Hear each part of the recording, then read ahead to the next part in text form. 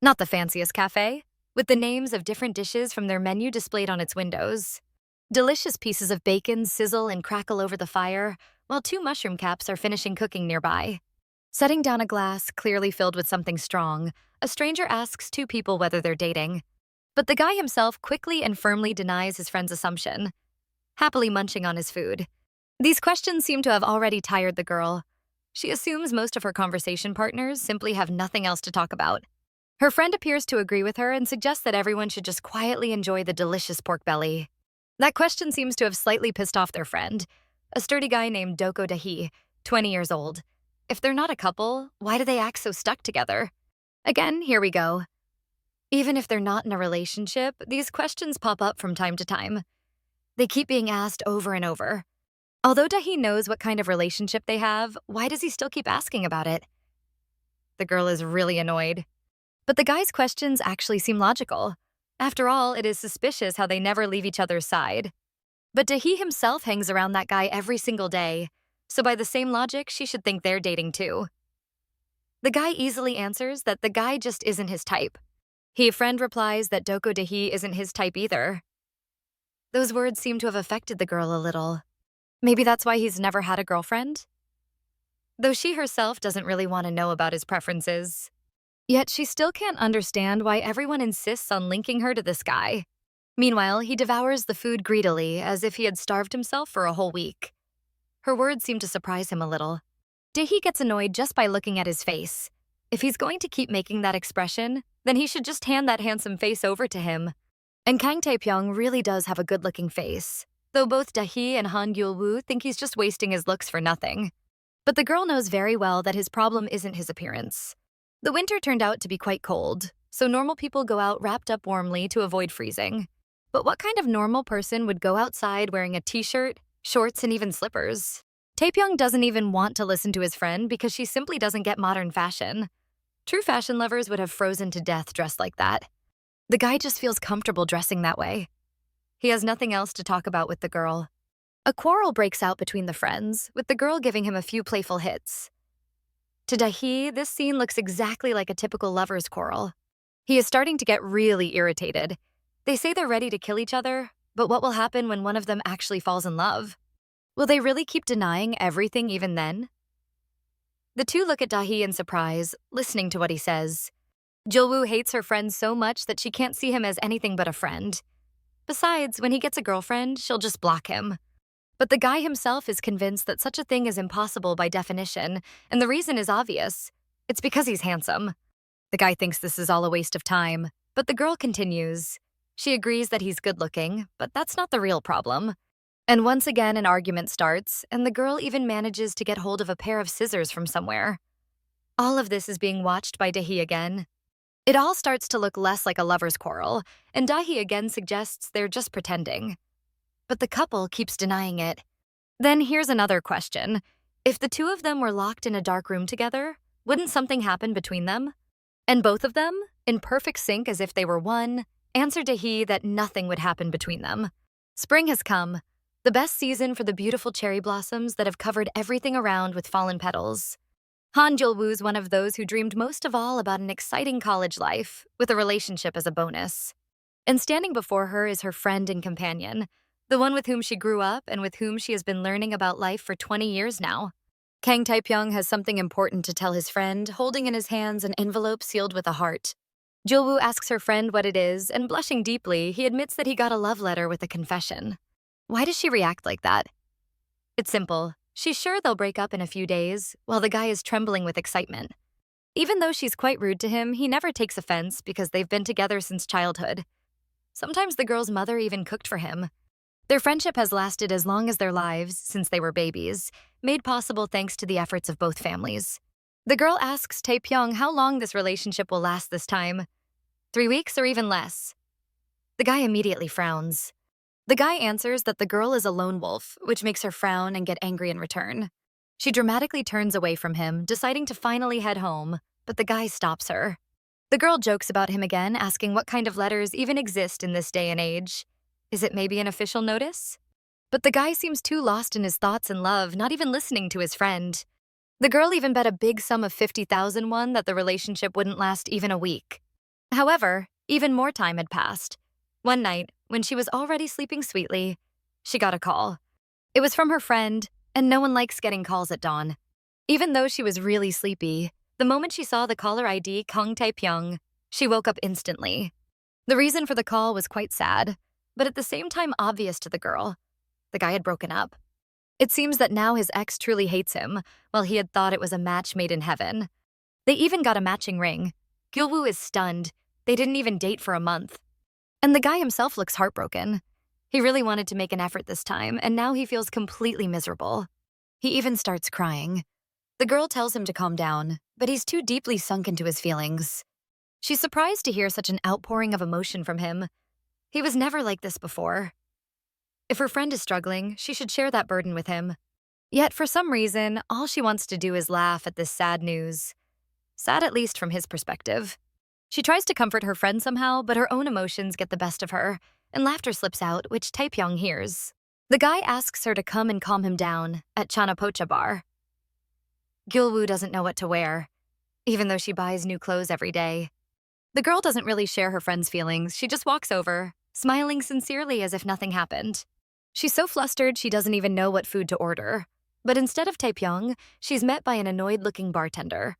She's so flustered she doesn't even know what food to order. But instead of Taipyong, she's met by an annoyed-looking bartender. And over at the table, slumped forward with his head resting on it, sits a dejected Taipyong, who seems to have had quite a lot to drink already. The bartender immediately asks the girl if she's the guy's girlfriend. As always, she denies it right away. How could she ever date an idiot like him? It's closing time now, so the bartender tells her to take him and get out of here quickly. Out of reflex, Gyul-woo starts apologizing right away, but then realizes it's really not her fault. The guy has already started calling his boss, saying that the guy's girlfriend has arrived, while Gyul-woo keeps insisting she's not his girlfriend.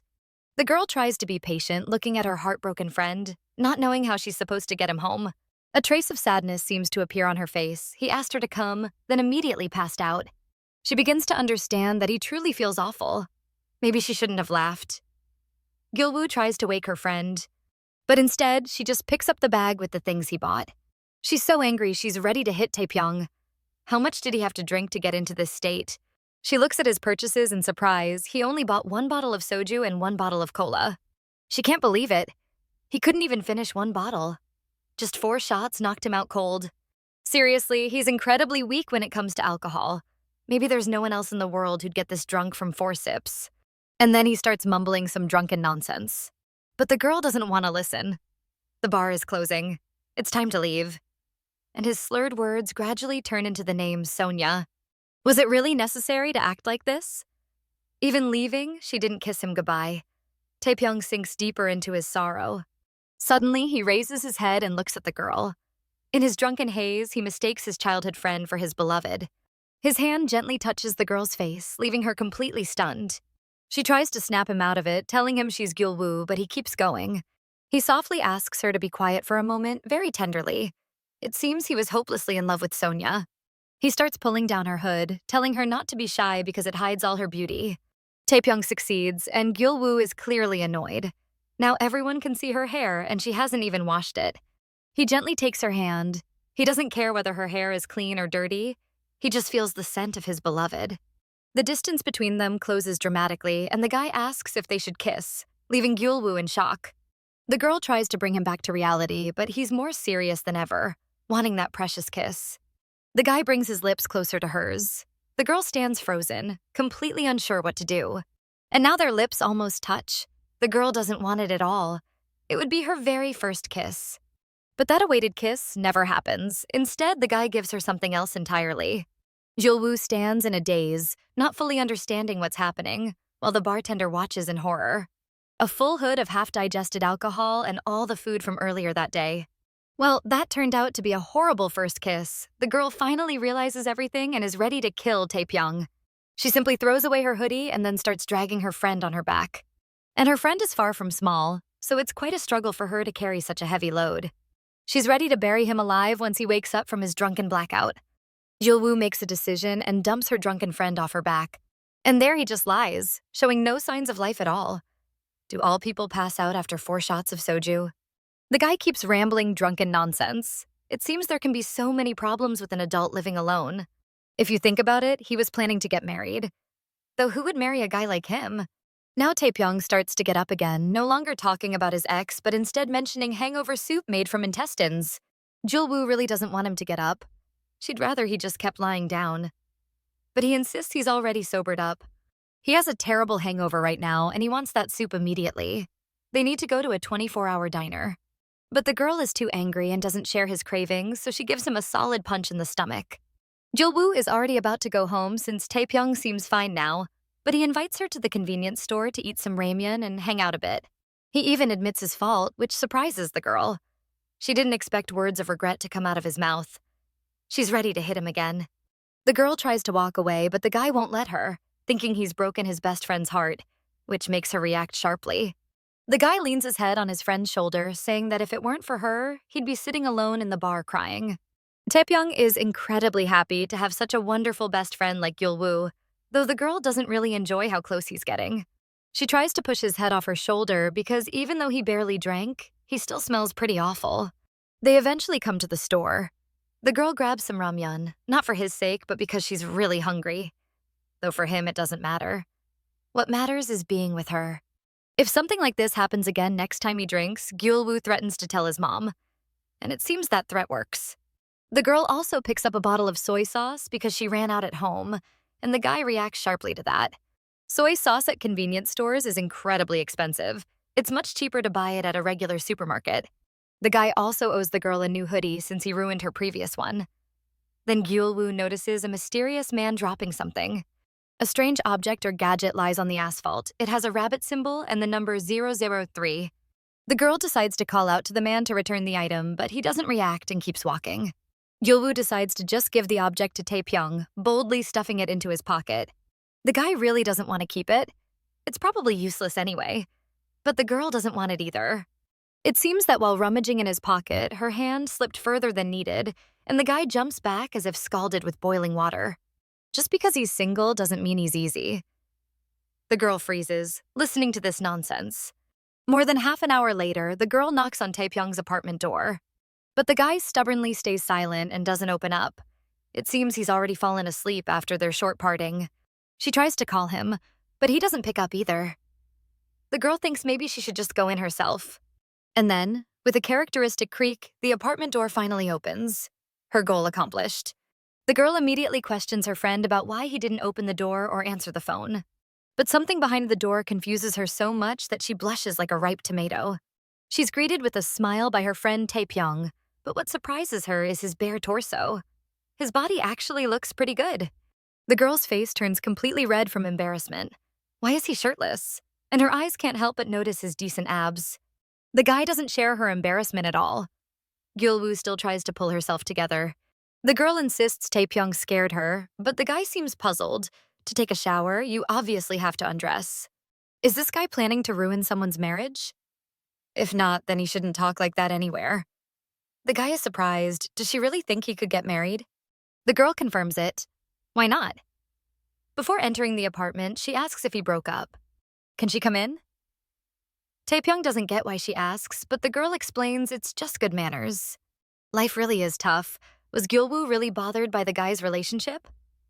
With a smirk, he gently places his hand on her head. For just 1 second, that small gesture seems to light up the stars in her eyes. But she keeps trying to act indifferent to him, roughly pushing his hand away. Who even cares, she retorts, trying to hide her blushing face behind her cap. And why does he always touch her so casually? The guy is even sure the girl might start biting him soon. From his lips come tender words. Gyul-woo is unique, and that's what makes her so charming. Blushing even harder, the girl tries to shut him up. Taepyeong still invites her to go eat ramyeon, since at this rate the whole night will just slip away. He's very happy because Gyul-woo brought him some treats from her mom, specifically kimchi, which he thinks is the best.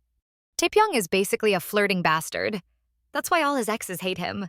The girl needs to pull herself together. If she doesn't, it could turn into a disaster. She needs to draw the line. The table is already set. First thing, the girl starts drinking. The guy is a bit worried that lately she's been drinking a lot of beer and soju. Why is that? The guy is upset over the breakup, and as his best friend, the girl shares in his sorrow. But drowning sorrow in alcohol isn't the best solution. If the girl keeps drinking so much, it could become a real problem. But the girl doesn't take his words seriously. She's sure she can handle her liquor. Besides, how could she not drink on such a sad day? Yet despite those words, a sly, fox-like smile appears on her face. Even though she tries to act normal, her mind is full of thoughts. Big trouble is coming. The guy said he broke up, and Gyul-woo just keeps drinking for no real reason. Is this really all her mood amounts to? Just drinking beer with soju? The first rays of sunlight begin to peek through the window. It seems the girl really overdid it with alcohol. She's lying on the floor without her t-shirt. Still, she finds the strength to get up from the floor. She really shouldn't have drunk so much. Her head feels like it's splitting open. Gyul-woo is surprised by how badly it hurts. She doesn't even understand how she managed to fall asleep. She only remembers eating kimchi and ramyeon, but what happened after that? Then she sees several empty soju bottles. She's shocked that she drank so much alcohol. It can't be that she drank it all herself. Most likely, Gyul-woo couldn't handle more than one bottle. Another strange thing, the floor is really slippery, and the obvious question arises, why? Then the girl notices something that makes her jump up in horror, as if scalded by boiling water. She remembers yesterday when she gave the mysterious item lost by the stranger to Taipyong. Now a new question arises. Why is it here? The girl seems truly scared. There's no way Taipyong went out somewhere alone, and why is she half naked? Gradually, strange ideas about what might have happened start to creep into her mind. And where is Taipyong himself? Well, there he is, also lying shirtless on the floor near the table. Seeing that he's half naked too brings a new wave of thoughts and guesses into her mind. Could it be that, because of the alcohol, something happened between them while they were drunk? The girl just can't believe it. Thoughts of them touching each other, being so close. A mischievous smile appears on Gyul-woo's face. If this were a typical romance, then this incident would become the beginning of their love story, the passion everyone expected. But even Gyul-woo knows deep down that this isn't really their story. In any case, the answer has long been clear. Whatever this all means, Gyul-woo has always liked Taipyong. But she understood that she's not his ideal type. It's all just embarrassing for her. Even as a teen, he rejected many pretty girls. Back when they were both 16, the class president confessed her feelings to him, but the guy turned her down. It was a peaceful childhood. If the guy said something, Gyul-woo believed him. Maybe that's why she was always the only one who got so excited. Back then, Gyul-woo didn't understand Taepyeong's decision at all. The class president was so pretty, but she just wasn't his type. The girl would have wanted to punch him if he'd rejected her like that. Such a beautiful girl. Hard to find someone like her. And yet she still wasn't Taepyeong's type. And the guy seemed not to care at all. It looked like what mattered more to him were his own tastes, not beauty itself. Gyul-woo was about to say something new to her friend, but unfortunately just forgot what she wanted to say. Strangely enough, Taepyeong has always had his own ideal type. Gyul-woo asked him what kind of girl he liked. It seems the question made the guy think a bit. It's like he doesn't even know himself what he really wants. The girl waited for his answer while eating ice cream. Would he say his ideal type is actually Gyul-woo? Because if not her, then who? If he didn't see her as his ideal, why were they together all their lives? The guy moves closer to the girl, telling her to come closer too. It seems like he's about to say those words.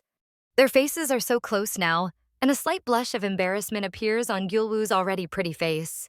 What if he says his ideal is her? How should she react? Taepyeong asks for Gyul-woo's hand. He gently takes her by the wrist, and she's still holding her ice cream bar. But instead of words, the guy just bites into the girl's ice cream, which leaves her in shock. She was expecting words, not actions. The guy takes quite a big bite from her treat, which makes her really angry. Why is he taking her food? But Gyul-woo doesn't give up on wanting to hear him say what his ideal type is. She was so nervous for almost no reason. Why does she keep hoping? They've been best friends since childhood. But what if she really is his ideal? His ideal type? Tall and crazy? The girl is surprised at his words. That's clearly not her. She's only 155 centimeters tall. And he also says he cares about the soul.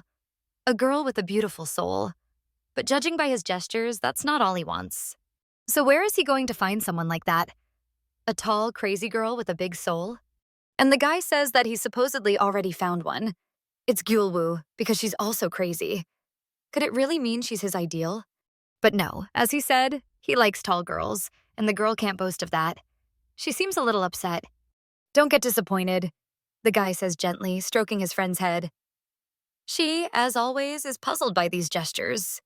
He wishes her luck, that maybe she'll grow a bit taller and then she'll definitely be his ideal type. A gentle smile appears on Taipyong's face. The girl is stunned by his words and his sincerity, shining so brightly. But no matter how hard she tried, Gyul-woo never managed to get taller, despite all the exercises. And despite her efforts, the guy still found another girl.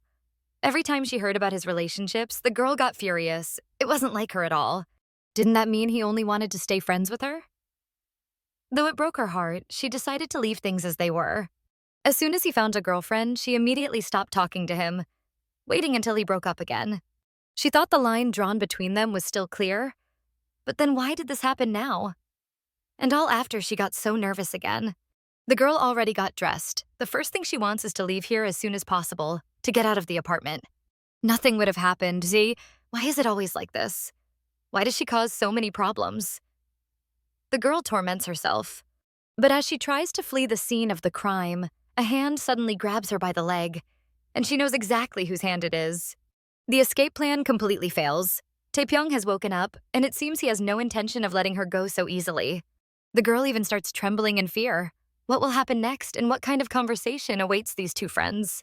The guy asks his friend where she was going without even saying goodbye, and she can't find the words to answer. Are we done already? Taipyong asks strangely, leaving Gyul-woo confused. Done with what? She's extremely surprised by her friend's behavior and words. She even looks a bit scared. But the guy didn't mean intimacy. He meant something else.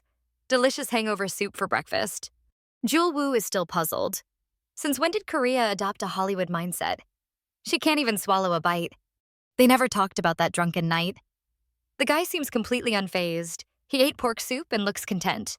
Gyul-woo walks down the street with him like she's hypnotized, unable to think about anything except that night. Won't they talk about it at all? How can he be so carefree? No matter how close a friend Taipyong considers Gyul-woo, she still feels she must ask him. Her lips tremble, making it hard to put a few words together.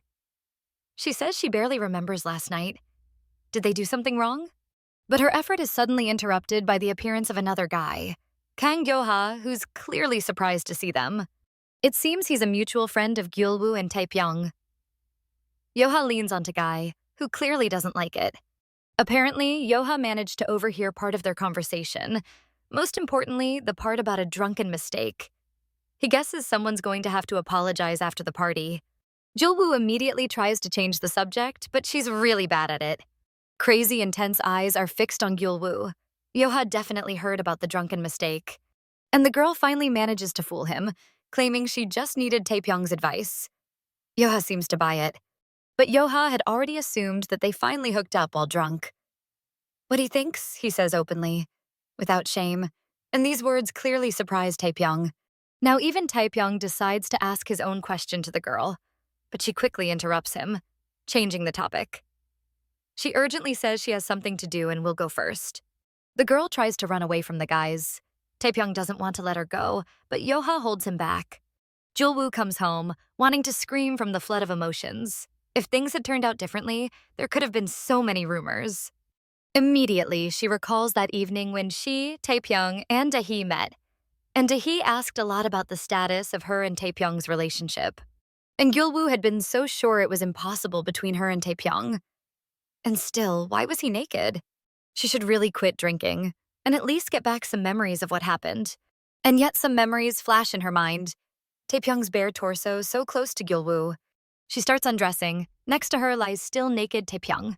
The girl can't believe it all. Is her memory really failing? How could this have happened because of her? But no, Taepyeong wouldn't have kept quiet if something had really happened, right? She's pretty sure nothing happened. She texts the guy asking if there was anything between them last night. Gyul-woo is sure he'll reply as soon as he sees it. But over 5 hours pass and there's still no reply. Worse yet, her message hasn't even been read. The sun has already started to set and still no answer from him. Yes, he may be slow, but not that slow. Suddenly, a vibration and notification tear the girl from her thoughts. She dares to hope it's a message from Taipyong. But that hope is crushed instantly. It turns out to be just an ad, not a reply from him. And once again, she sinks into her thoughts. Maybe she should just go to him herself, she thinks. And finally, the guy answers her message, saying that his phone had just died. That's why he didn't reply. The girl is angry at him. It feels like he's dodging the question. This won't do. She decides to call him. But the guy beats her to it and calls her himself, which makes her react sharply, but she still answers. But Taepyeong's next words truly surprise Gyul-woo. The guy is already near her house. They need to talk. She decides not to wait, and literally a minute later, the girl is already next to her friend. Taepyeong silently and a bit surprised looks at his friend who's out of breath from running. Breathing heavily, the girl can't catch her breath after running. Taepyeong even guesses maybe someone was chasing her. That's why she ran so fast. She was in such a hurry she didn't even put on proper clothes. And at this time of year, it can get pretty cold. Gyul-woo tries to say something, but the words barely come out because of exhaustion. Let her catch her breath, then she can speak. But the girl doesn't want to wait. She needs the answer to her question right now. Did anything happen between them last night? And Taepyeong himself doesn't understand his friend's question at all. Gyul-woo tries to say something else, but frustratingly, the words she had prepared seem to vanish from her mind. And only now does this guy finally realize what his friend means about last night. He's even a bit surprised that the girl remembers nothing, while she's already bracing herself to hear the long-awaited answer. It turned out that last night they were just fooling around. The girl showed that she could make an animal out of inflatable balloons. Only now is Gyul-woo's memory starting to return. Taepyeong sighs heavily. If you drink like that, you should also eat properly. He says this because he worries about Gyul-woo. But the girl proudly replies that she drank so much because she was nervous. The risk of overdrinking was worth it. Relief floods her mind. Nothing really happened. Her thoughts are interrupted by Taipyong telling her she doesn't need to worry that he'll block her way. After all, they're just friends. He gently touches Gyul-woo's silky hair with his fingers. Even if she isn't very good at it, she should really do something about her bangs. Because if she keeps it dirty, how will she ever find a boyfriend? The girl listens to her friend in astonishment. After all, she's a college student now. She should be dating guys. Finally, the misunderstanding between them is gone. The guy wanted to tell her everything right away, but his phone died. It's time to say goodbye. The guy is about to leave, but they'll see each other tomorrow. Gyul-woo is surprised the meeting was so short, but doesn't argue. Watching her friend walk away, she once again sinks into her thoughts. Why was she so anxious? And why has everything been happening like this lately? And why won't her heart calm down? Even after finally getting an answer, she can't pull herself together. Gyul-woo even thinks that maybe she's developed stronger feelings for her best friend, Kang Tae-pyeong. But she immediately tries to push those thoughts away, calling them crazy. She needs to get a grip. Surely all these thoughts, stress, and even madness come from the fact that she hasn't been in a relationship. She even considers getting a CT scan. Either way, her heart is beating differently than usual. The rhythm is wilder, as if her body itself is sounding an alarm. They're just friends, she tells herself. But what will happen to Han Gyul-woo if this keeps going? This dirty, disgusting feeling seems to eat away at her. And again, she starts driving herself deeper into a corner. It's unlikely Kang Tae-pyeong feels the same way. But it seems she makes a decision, lifting her head proudly. Why should she be the only one worrying? And after all, the reason for all these thoughts and madness is Kang Tae-pyeong himself, and the girl is angry at him for that. Now she realizes everything. She doesn't like Kang Tae-pyeong, and she's more sure of it than ever. His pretty face is all he has. He won't make her worry anymore. She even makes a rather rude gesture behind his back. And suddenly, the guy stops in his tracks. The girl panics at his abrupt movement. Could he have heard everything she said?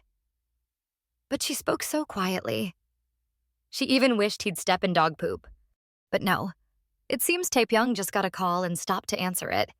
It feels like a weight lifts off Gyul-woo's shoulders. Turning away, she's determined to hurry home. Good thing nothing happened.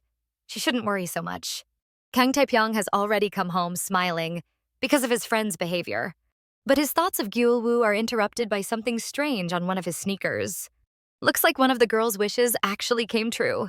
And it was his favorite pair of sneakers. He hopes it isn't human poop. Really unpleasant situation. Who cursed him to step in this? He needs to clean his sneakers, but here's the catch. The guy has no idea how to do it. He starts missing the days when his mom did all this kind of work.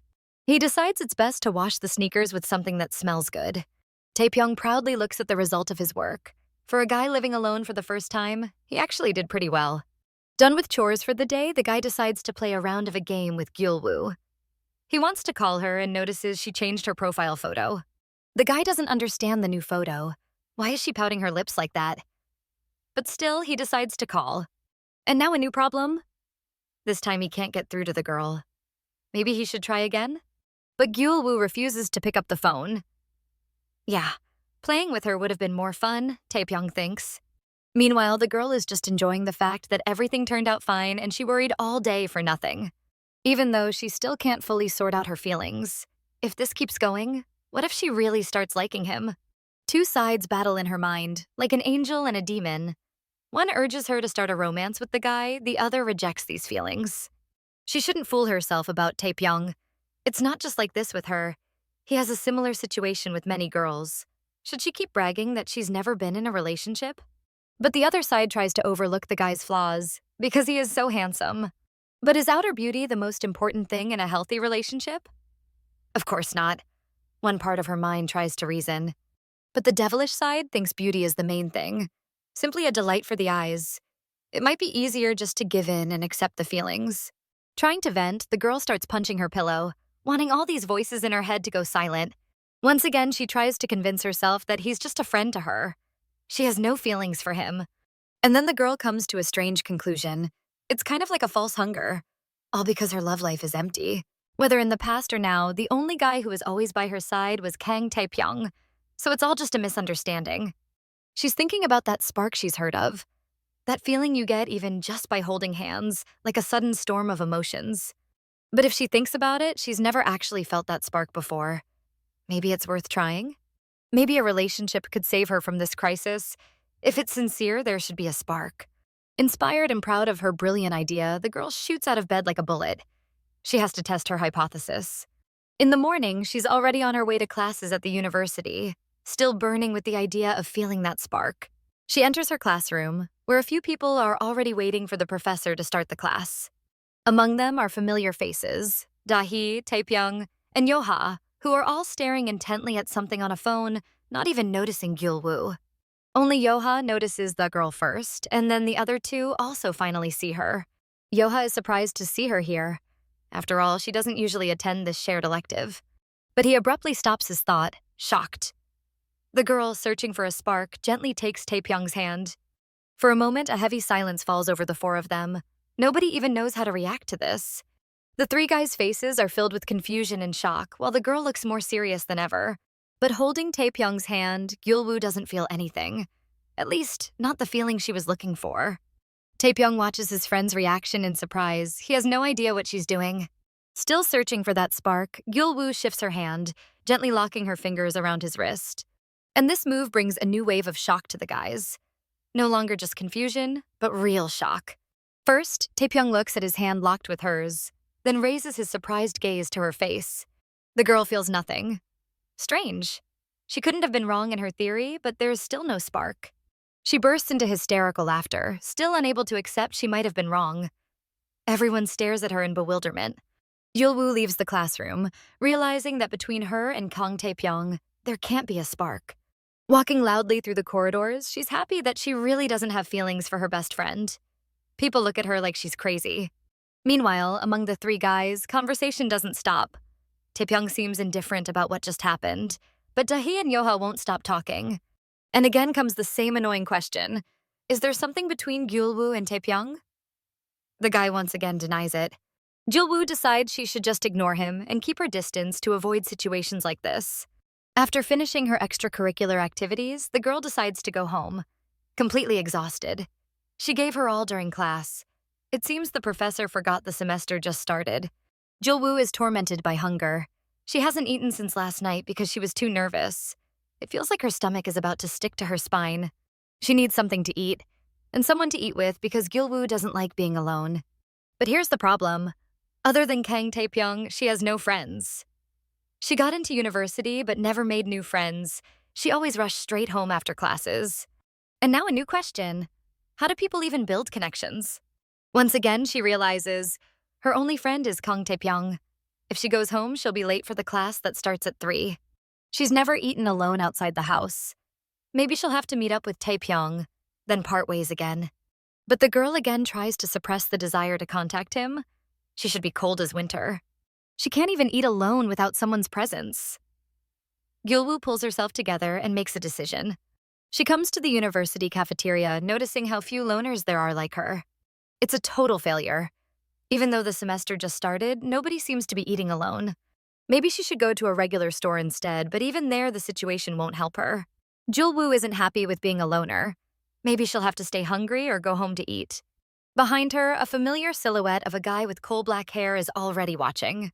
It seems Kang Tae-pyeong is surprised to see his friend Gyul-woo here, especially in this situation.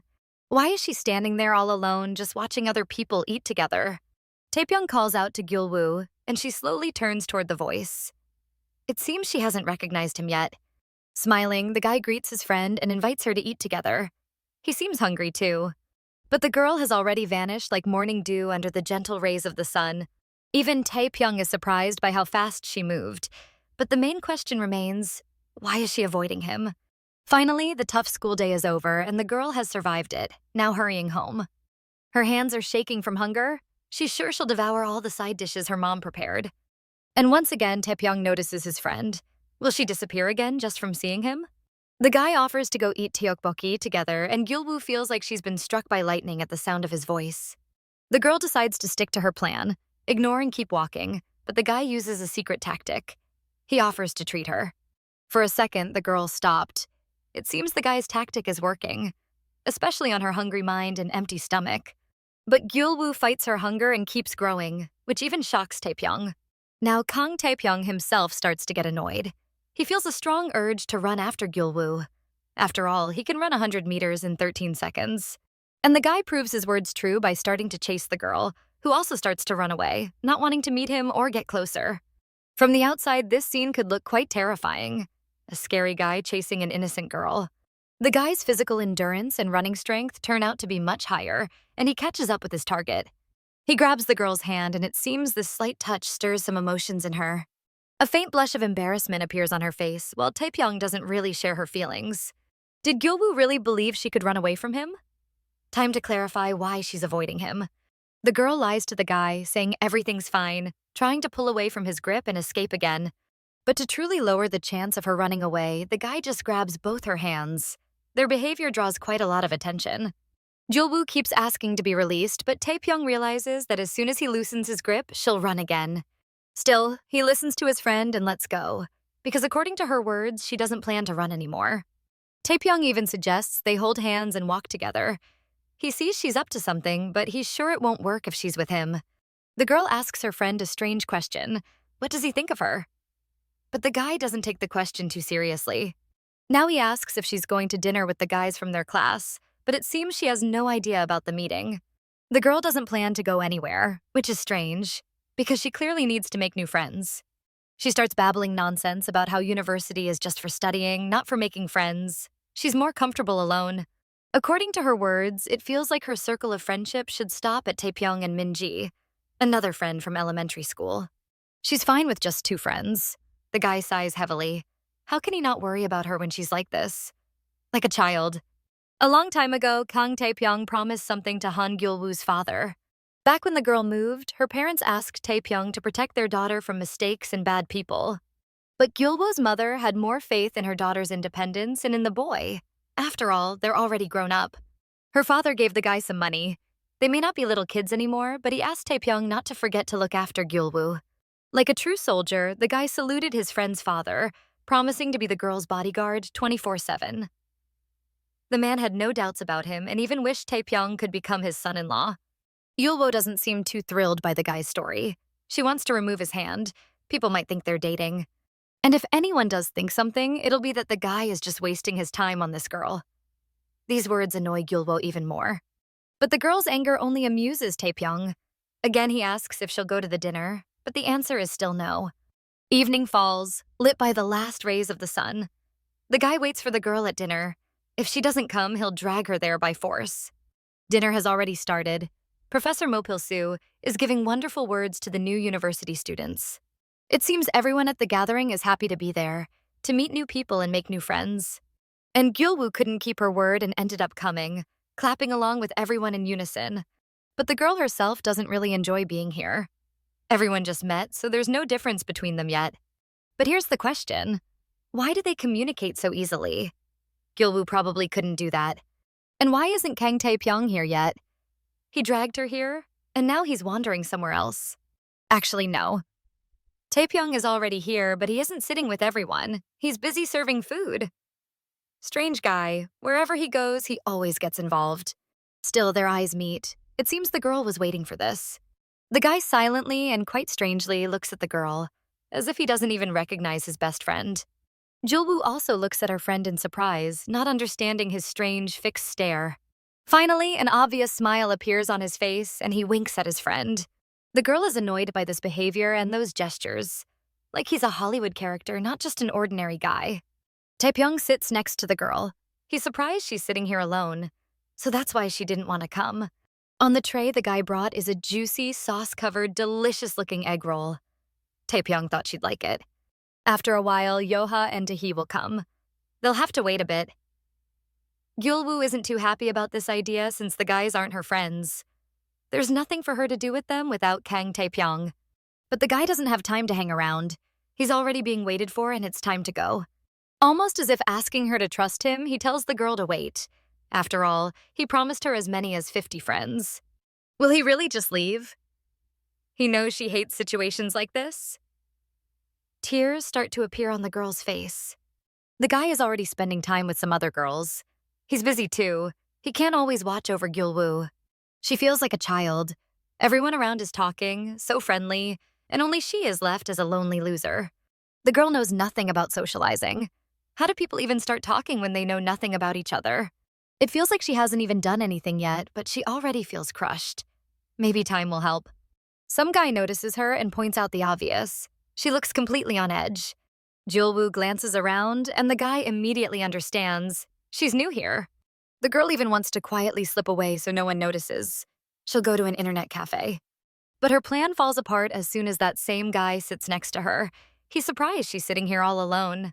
Gyul-woo looks at the unfamiliar guy with surprise and a bunch of questions.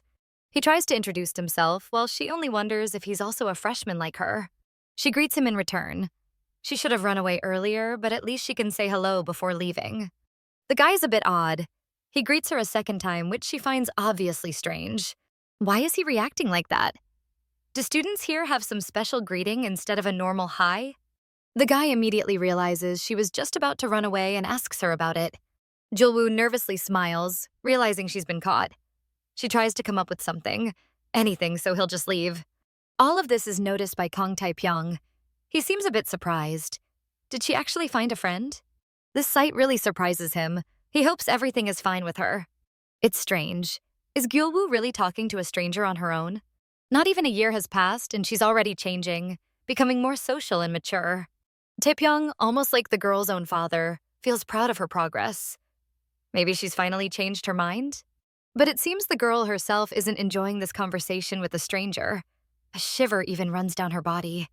Strangely, even though Taipyong has known Gyul-woo since childhood, it was always hard for her to interact with people. Once she dug up a potato on the playground and offered it to other kids, who all ran away in horror. Only Taipyong stayed. He thought it was funny and cute that she called the potato fatty. She was always amusing, but Taipyong was the only one who laughed. Once they were sitting in a gaming cafe, and he asked her for some soup. Gyul-woo didn't want to share her food at all, and it seems he completely misunderstood. He snatched the bowl and started drinking the broth, and the girl got so mad she began hitting him on the back. Then the guy asked why she never hangs out with other girls and only sits in gaming cafes every day. The girl coldly replied with her usual phrase, "It's easier alone." No one bothers her, and she still sees them at school anyway. And besides, their interests don't really match. They don't like video games, they don't watch anime. And that's it? Or maybe your personality gets in the way of making friends? That phrase made the girl even angrier. Once again unable to contain her anger, Gyul-woo starts hitting her friend Taipyong wherever she can. For reasons like this, Gyul-woo always struggled to communicate with other people. Even though Taipyong doesn't fully understand it, despite everything, there seems to be some sense in all this. The guy is genuinely happy to watch the scene unfold, unlike the girl who just wants to run away as soon as possible. Yeah, the situation is really awkward and the atmosphere isn't much better. Gyul-woo has no idea what to do. Her hands clench. What is she even supposed to say to this guy? She doesn't know him at all.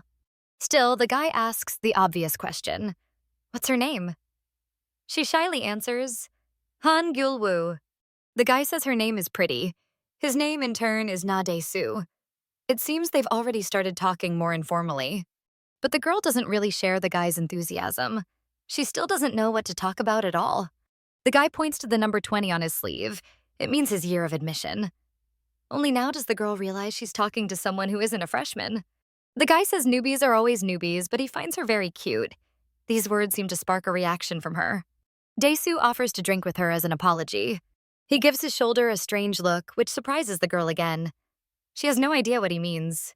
Only now does she realize what the guy meant by that strange look. Alcohol, that's what he meant. Gyul-woo has to do some little performance before drinking, kind of like a drinking ritual. The girl remembers how she used to put on little shows before pouring someone a drink or drinking herself. But now she definitely can't do that. Unfortunately, she's not an extrovert. Quite the opposite, she's an introvert. Dae-soo says she's drinking wrong, and Gyul-woo gets a bit angry, even ready to hit him with the bottle. When you pour alcohol for your elders, you're supposed to cover the label on the soju bottle in a certain way. You should pour slowly without touching the glass with the bottle. And when you actually drink, you need to turn your torso and head to the side in a special way, like the guy demonstrates. Now do you get it? Asks Dae-soo. But it seems Gyul-woo didn't understand a single thing he said. Even if it seems these are useless skills, they'll come in handy when she goes out into society later. Dae-soo keeps droning on while she just pretends to listen carefully, though she only hears noise. She's just about ready to kill Taipyong. She told him she wouldn't come. But still, who else would have started talking to her first? It wouldn't hurt to talk to other people too. So for now, it's worth listening to this guy. Dae-soo asks the girl if she's managed to make any new friends at university yet. Gyul-woo decides not to lie and tells him honestly that she hasn't made any new friends yet. Strange that such a cute girl hasn't really met anyone or made friends yet. Dae-soo asks her to give him her number, again saying that she's very cute. And then comes that fateful question. Does Gyul-woo have a boyfriend? It seems the girl goes into shock after those words. Could this be the spark? Meanwhile, Taipyong steps outside to his friends, who don't seem to be in any rush to go inside. The guy approaches Dahi from behind, who's quietly smoking his cigarette. Taipyong himself just came out for some fresh air. The guys are bothered by one particular person who showed up today. Dae-soo. He came last year too, and there were problems back then. He did something to some freshman girl, but it seems she already took academic leave. Anyway, he ruins the reputation of the upperclassmen, and now he's found a new victim. One of the guys points toward where the problem is right now. He says it because he cares about Taipyong. They thought Dae-soo wouldn't show up after last year's fiasco with the freshman girl, but they were wrong. And the new victim turns out to be Han Gyul-woo, who seems to have already gotten over the awkwardness of the conversation. The guy kept talking, but Taipyong had already stopped listening, realizing the situation. And there's Han Gyul-woo, smiling and listening to this scumbag, completely unaware of who she's dealing with. Taipyong's friend suggests he shouldn't get involved and should just treat Dae-soo as a senior, but Kang Tae-pyeong seems to be thinking more radically. Taipyong heads straight back into the building. His friend is surprised. Where is he going? He is going to rescue that freshman girl because she's Han Gyul-woo, his best friend since childhood. His friend is shocked by his behavior. Taipyong is even muttering something under his breath like a madman. It's amazing, but looking at Gyul-woo, you wouldn't believe that no matter what she does, she has a crazy talent for ruining everything. Once, a quiet guy asked Gyul-woo to date him, but she refused. He freaked out. The girl didn't care, but Minji reacted more sharply. In any case, they would have kept seeing each other at school, and the girl didn't want awkwardness in class. But then came another failure. Just as Gyul-woo was about to open the door, the handle fell off. It was fine when they came in. They ended up leaving the classroom anyway and went to eat delicious tteokbokki near their school. They also plan to hang out again tomorrow. Gyul-woo looks happy because tomorrow is the weekend, but then comes another failure. A bird poops right onto her hair. The day really isn't going well for the girl. First the door handle, now this. None of this can mean anything good. And now back to the present. Na Dae-soo jokes that he needs her number for other purposes. If there are any questions, he has to be able to reach her. He guesses that her heart probably fluttered at that, but Gyul-woo says no. The situation has completely changed. Just a few minutes ago, she had no idea how people even talk to each other, and now look at this. The girl saves Dae-soo's number. He says he has amazing grades in all subjects, so she can trust him. He can help her get into the right classes, study, and get good grades from the professors. Gyul-woo is already getting tired of the guy only talking about himself. She just wants him to stop. Her attempt at socializing isn't going too well, and she just wants to go home or to the PC cafe. Anywhere but here. The girl stands up from her seat and decides to finally leave. Dae-soo seems surprised. But the guy grabs her bag, trying to stop her from deserting the freshman party. Dae-soo is way too pushy. The girl clutches her bag like there's something really important inside. Dae-soo starts scaring her, claiming he's getting to the climax of his story and she'll regret it if she doesn't listen. Dae-soo grips the girl's bag with a death grip. It seems things are about to get worse. But right on time, like an angel, comes her savior, Kang Tae-pyeong. Gyul-woo looks at her savior with tears of genuine relief. Now things should get better. He came just in time. How else could it be? Happiness floods over the girl. Despair had been so close. Gyul-woo starts acting unnaturally, even calling Taipyong cool. Dae-soo watches in surprise. He repeats the already annoying question. Are they dating? Taipyong pulls the guy away from the party. This place is only for freshmen, and Dae-soo isn't one of them. Taipyong drags him away by force. Dae-soo tries to wriggle away like a fish out of water, but it seems Kang Tae-pyeong is pretty strong too. Gyul-woo instantly turns into a sly cat when she sees the chance to finally slip away from here. But again, the girl loses her chance for a quiet exit. Now it's Taipyong himself stopping her. And now he asks the question, where exactly was she planning to go in the middle of the freshman party? Kang Tae-pyeong immediately guessed that the girl had simply decided to sneak away while no one was watching. And it turns out Gyul-woo is also ungrateful. What would she have done in Dae-soo's company if Taipyong hadn't arrived? The girl claims she would have lived a perfectly fine life without him, so it's better if he just lets her go nicely. Leave now? Right in the middle of the party? That's no good. She needs to make a few new friends first. At first, the girl grimaced at the mention of new friends, but now her face lights up with a smile. The guy introduces Gyul-woo to two girls. Sweet, silver-haired Soon Soo-ae, 20 years old, and dark-haired Ro Lee-hae, also 20. Next come two more beauties, bright-haired Gyum Sarang and dark-haired Lee Gi-ju, both also 20. The guy thought these girls would be a good fit for Gyul-woo, and it'd be great if they all became friends. Gyul-woo seems pleased with this group. The guy still has a few unfinished things to do, so he has to leave the girls' company for now. Now it seems Gyul-woo truly feels more comfortable, much more than she did with the pushy Dae-soo. But the girl's smile turns out to be just a false mask. She's mad at Taipyong again for leaving her on her own. Plus, she now feels that horrible sensation, the onset of awkward silence. With Na Dae-soo, she could at least answer in one-word replies, which was so much easier for her. But now the level of conversation with these girls is way beyond what she can handle. This can't go on. This awkwardness will suffocate her, so it's time to escape. It seems they don't even care if Gyul-woo runs away. The girl sits on the toilet, searching on her phone for the answer to the question. How do you even make friends? Even she's surprised she's doing something like this. It feels like only yesterday she couldn't even imagine being in this situation. And then, eureka! The girl finds exactly what she needs. To make friends, you have to talk about trends. Gyul-woo asks the girls if they've had tried the spicy tanghulu. It seems like just the right question. And only now does she realize what a stupid question that was. Of course they've tried it. It was an old trend. She sits there on pins and needles, tormenting herself for asking such a dumb question, thinking this is exactly why she has no friends. And to make it worse, there's silence and the girl's staring eyes. It's driving Gyul-woo crazy. But then Soo-ae and Lee-hae break the silence, saying they have tried it before. And these words bring the girl a bit of relief. It feels like a win for Gyul-woo. Lee-hae says she didn't really like the dishes, while Soo-ae liked them. They didn't judge her for the silly question. Meanwhile, Gi-ju whispers to Sarang, suggesting they go over to Taipyong. But Sarang seems more eager to make new friends and suggests everyone go to lunch together after class. She doesn't seem too thrilled about Sarang's enthusiasm, but now she has no choice. Jo has feelings for Taipyong. She only came because she thought she'd get to sit next to him. But as usual, reality isn't how she imagined it. And Taipyong is far away right now. The party ends, and the new students are now standing on the dark city street, lit only by streetlights. They hope their friendship will last at least a little while and that later they won't just pretend they don't know each other. As a test, Yoha asks his new friend Soo-ae if she remembers his name. She mumbles, unable to fully say his name, so Yoha repeats it again. Gyul-woo watches all this with a smile. At first, she really didn't like the idea, but now she's glad she came. Now, no one will mistakenly think she's dating her childhood best friend, Kang Tae-pyeong. Now she thinks it wouldn't hurt to spend less time with Kang Tae-pyeong. But unfortunately, none of her other friends need her around except the guy himself.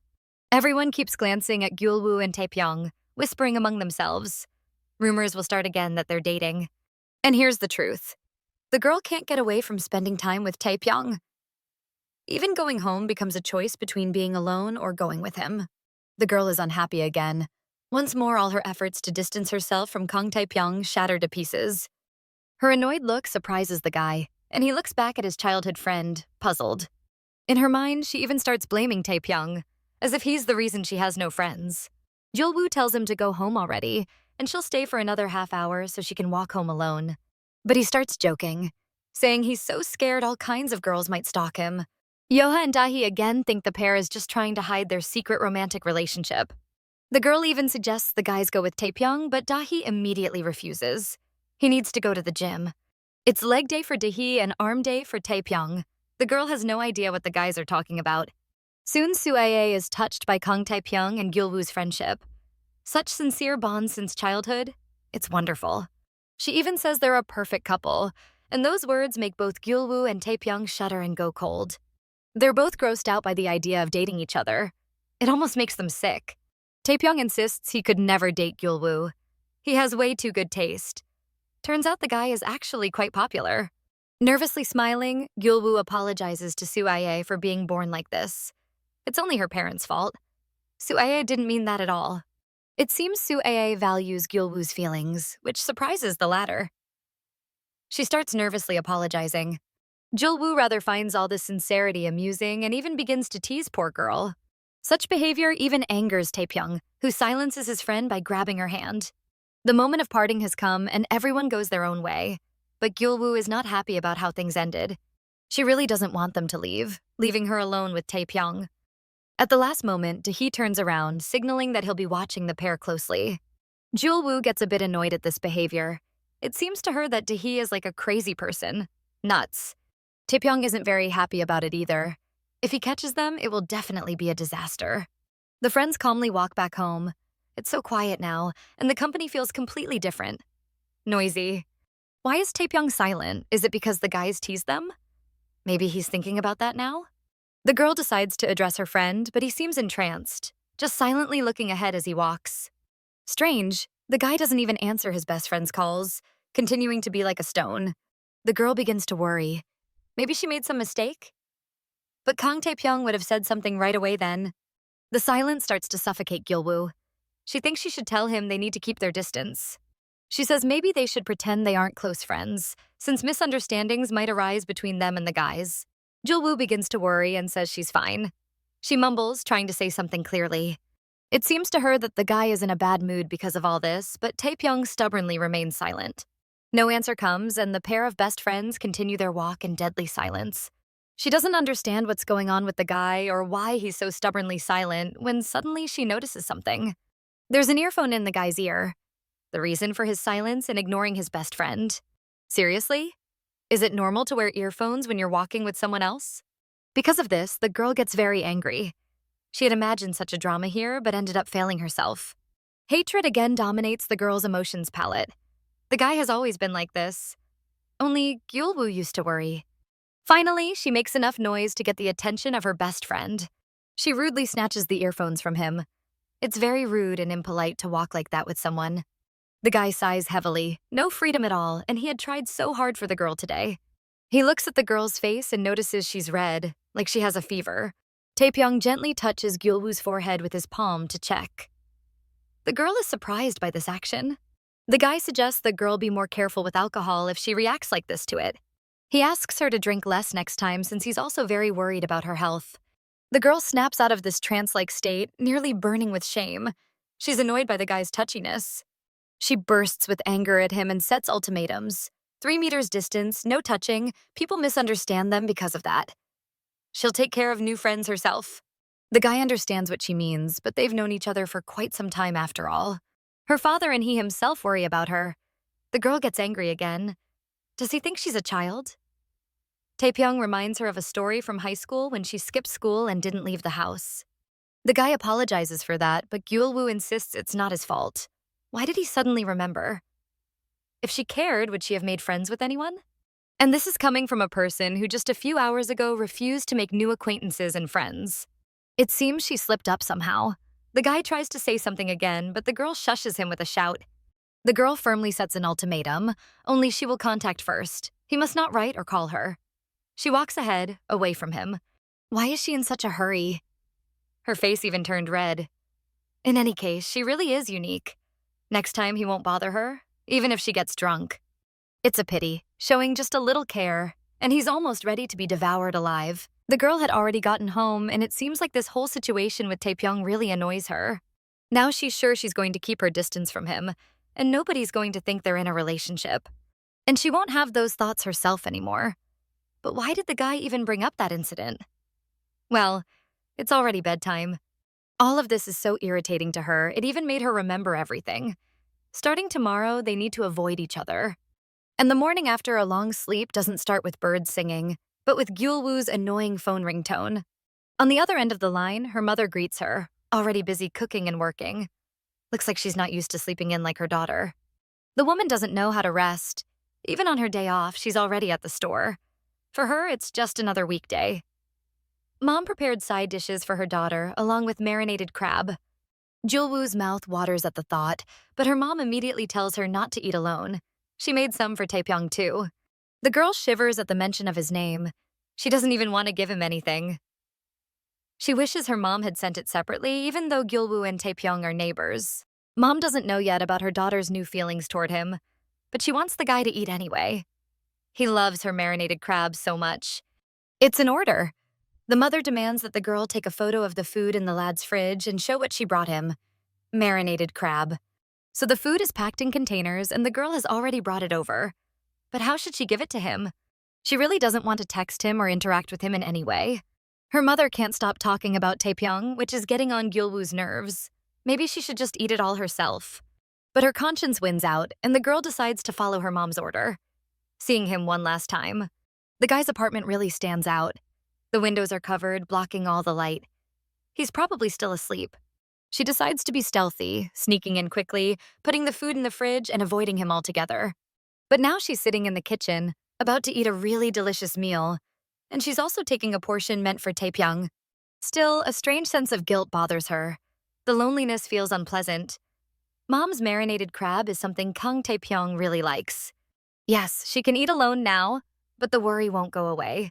Probably because he's always saying how much he loves her mom's cooking. Taepyeong's parents were often too busy leaving him alone. Sure, he could go to Gyul-woo, but he already visited her every day.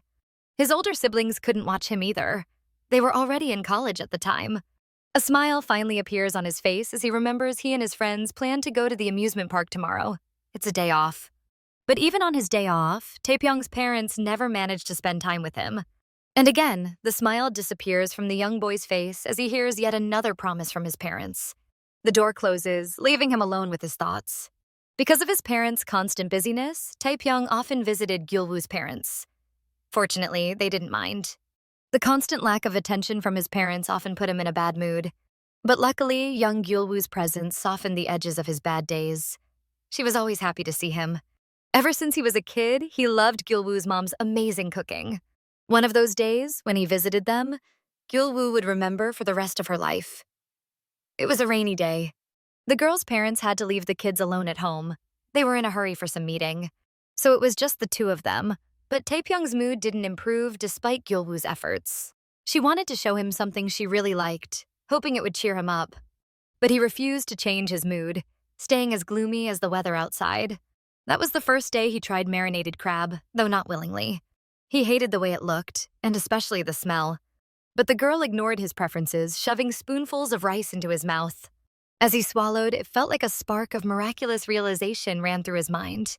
Within minutes, both of them were enjoying the delicious rice with marinated crab.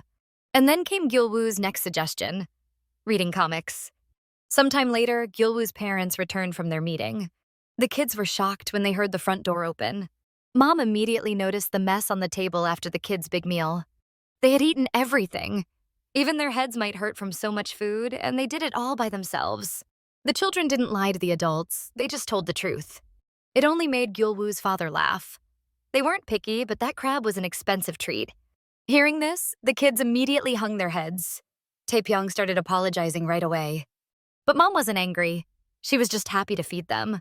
She hoped they simply enjoyed it. So he has nothing to worry about. He can visit more often. Gentle strokes seem to stir unusual feelings. Apparently, this moment became a touching memory for Taipyong. Maybe it was just the girl's mom's side dishes that brightened his childhood. And now the girl is at his place, but he's not answering. Probably still asleep. She still remembers the door code, so getting inside isn't a problem. Strange that he hasn't changed it yet. The door creaks open, and weirdly, it's super dark inside, even though it's a bright day.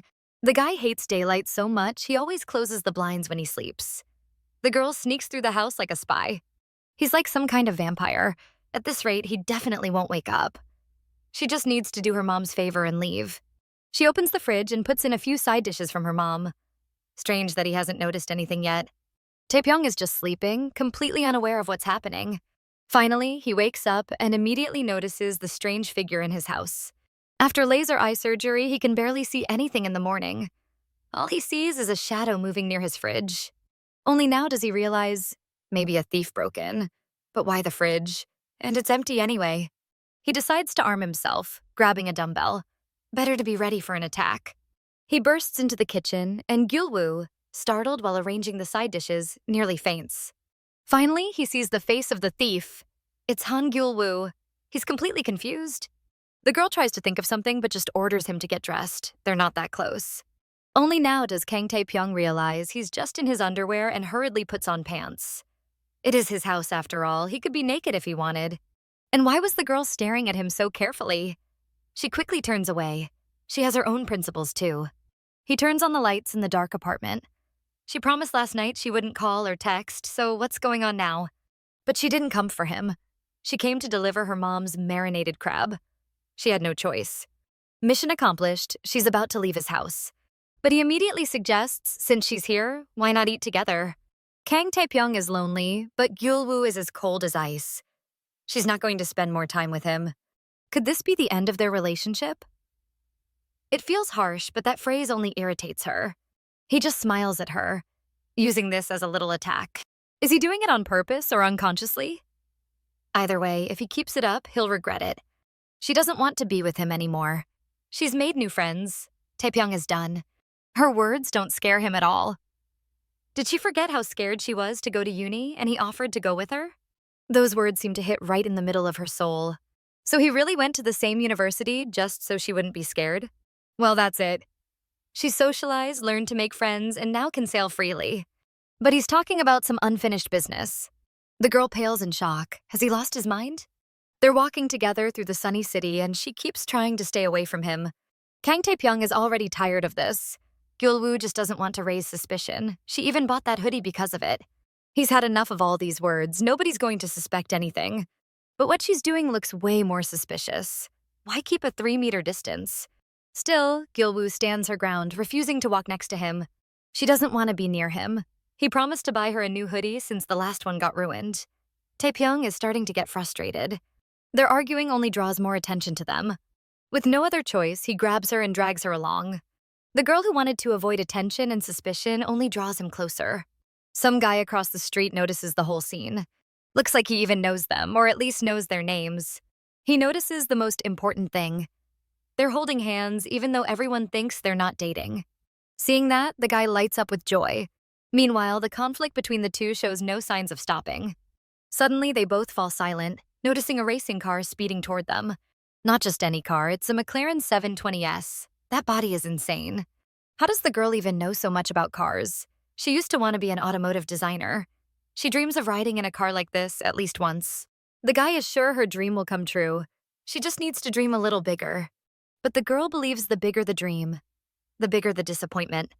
At least for starters, Gyul-woo should get her driver's license before even thinking about a car. That pretty expensive car made her wonder, who even drives something like that? For the guy, that question only caused confusion. People are different and everyone has a different income. Surprisingly, that very car stopped right in front of the two of them. The doors open and an unknown person starts stepping out. Gyul-woo can't wait to see who it is. A tall, imposing man stands next to his equally impressive car, dressed in a sharp suit. Pale as snow, he gazes into the distance with serious gray eyes. His appearance immediately amuses Gyul-woo. He looks like some kind of elf. Could he be a celebrity? Could a girl even like a guy like this? He looks more like a gangster than anything else. Just as Kang Tae-pyeong turns to leave, the stranger approaches them directly. His gaze is fixed straight on them, full of contempt. A tense spark seems to appear between Kang Tae-pyeong and the stranger. The scene sends a cold shiver down Gyul-woo's spine. Even in silence, it feels like they're ready to kill each other. Can't they just pass by? That's what an older lady thinks, but she's bold enough to say it to them straight. Only after the elderly woman's words do the guys seem to snap out of it a little. Gyul-woo is in shock, and the stranger just walks away. Did Kang Tae-pyeong want to fight him? The stranger seems to have enraged him just by showing up. What kind of fight could there be? The guy was standing right in the middle of the road, blocking the way. Gyul-woo knows she should zip it before sparks start flying. But questions about the stranger still linger. What does he do? Either way, she won't meet him again. The guy distracts the daydreaming Gyul-woo, nudging her to walk a little faster. Finally, they arrive at the clothing store where he's planning to buy her a new outfit. A cheerful saleswoman greets them with a sunny smile, automatically assuming they're a couple. The societal assumption annoys Gyul-woo yet again. For the 100th time, she says they're just friends. Everyone says that. This saleswoman's husband was just a friend too, and now they have 3 kids. Instead of showing clothes, she keeps rambling about her youth.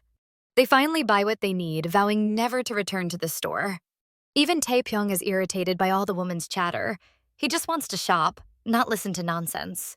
No matter how you look at it, it's just a waste of his time. Gyul-woo seems surprised by his words. Now it's his turn to irritate her. She hits him in the stomach. He's the only one talking nonsense now. Finally, she returns home.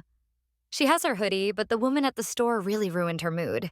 She seems satisfied with the purchase, though. She got something amazing.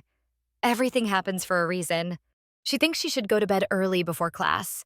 Tomorrow, she might invite the guys to the cafeteria. Gyul-woo arrives at the cafe, where a young worker hands her order. She'll get her allowance in 2 more weeks. She seems visibly nervous this morning. But today, she definitely plans to go to the cafeteria with the guys right after class. So far, it's a great start, refreshing coffee and a good mood. Time to hurry to class. As soon as she enters the classroom, a familiar guy shows up, immediately asking the annoying question about her and Taipyong. His words make her almost choke on her drink. He shows a photo on his phone from yesterday, the exact moment they were walking to the store. Gyul-woo immediately explains everything. Taipyong promised to buy her a hoodie, so they went together.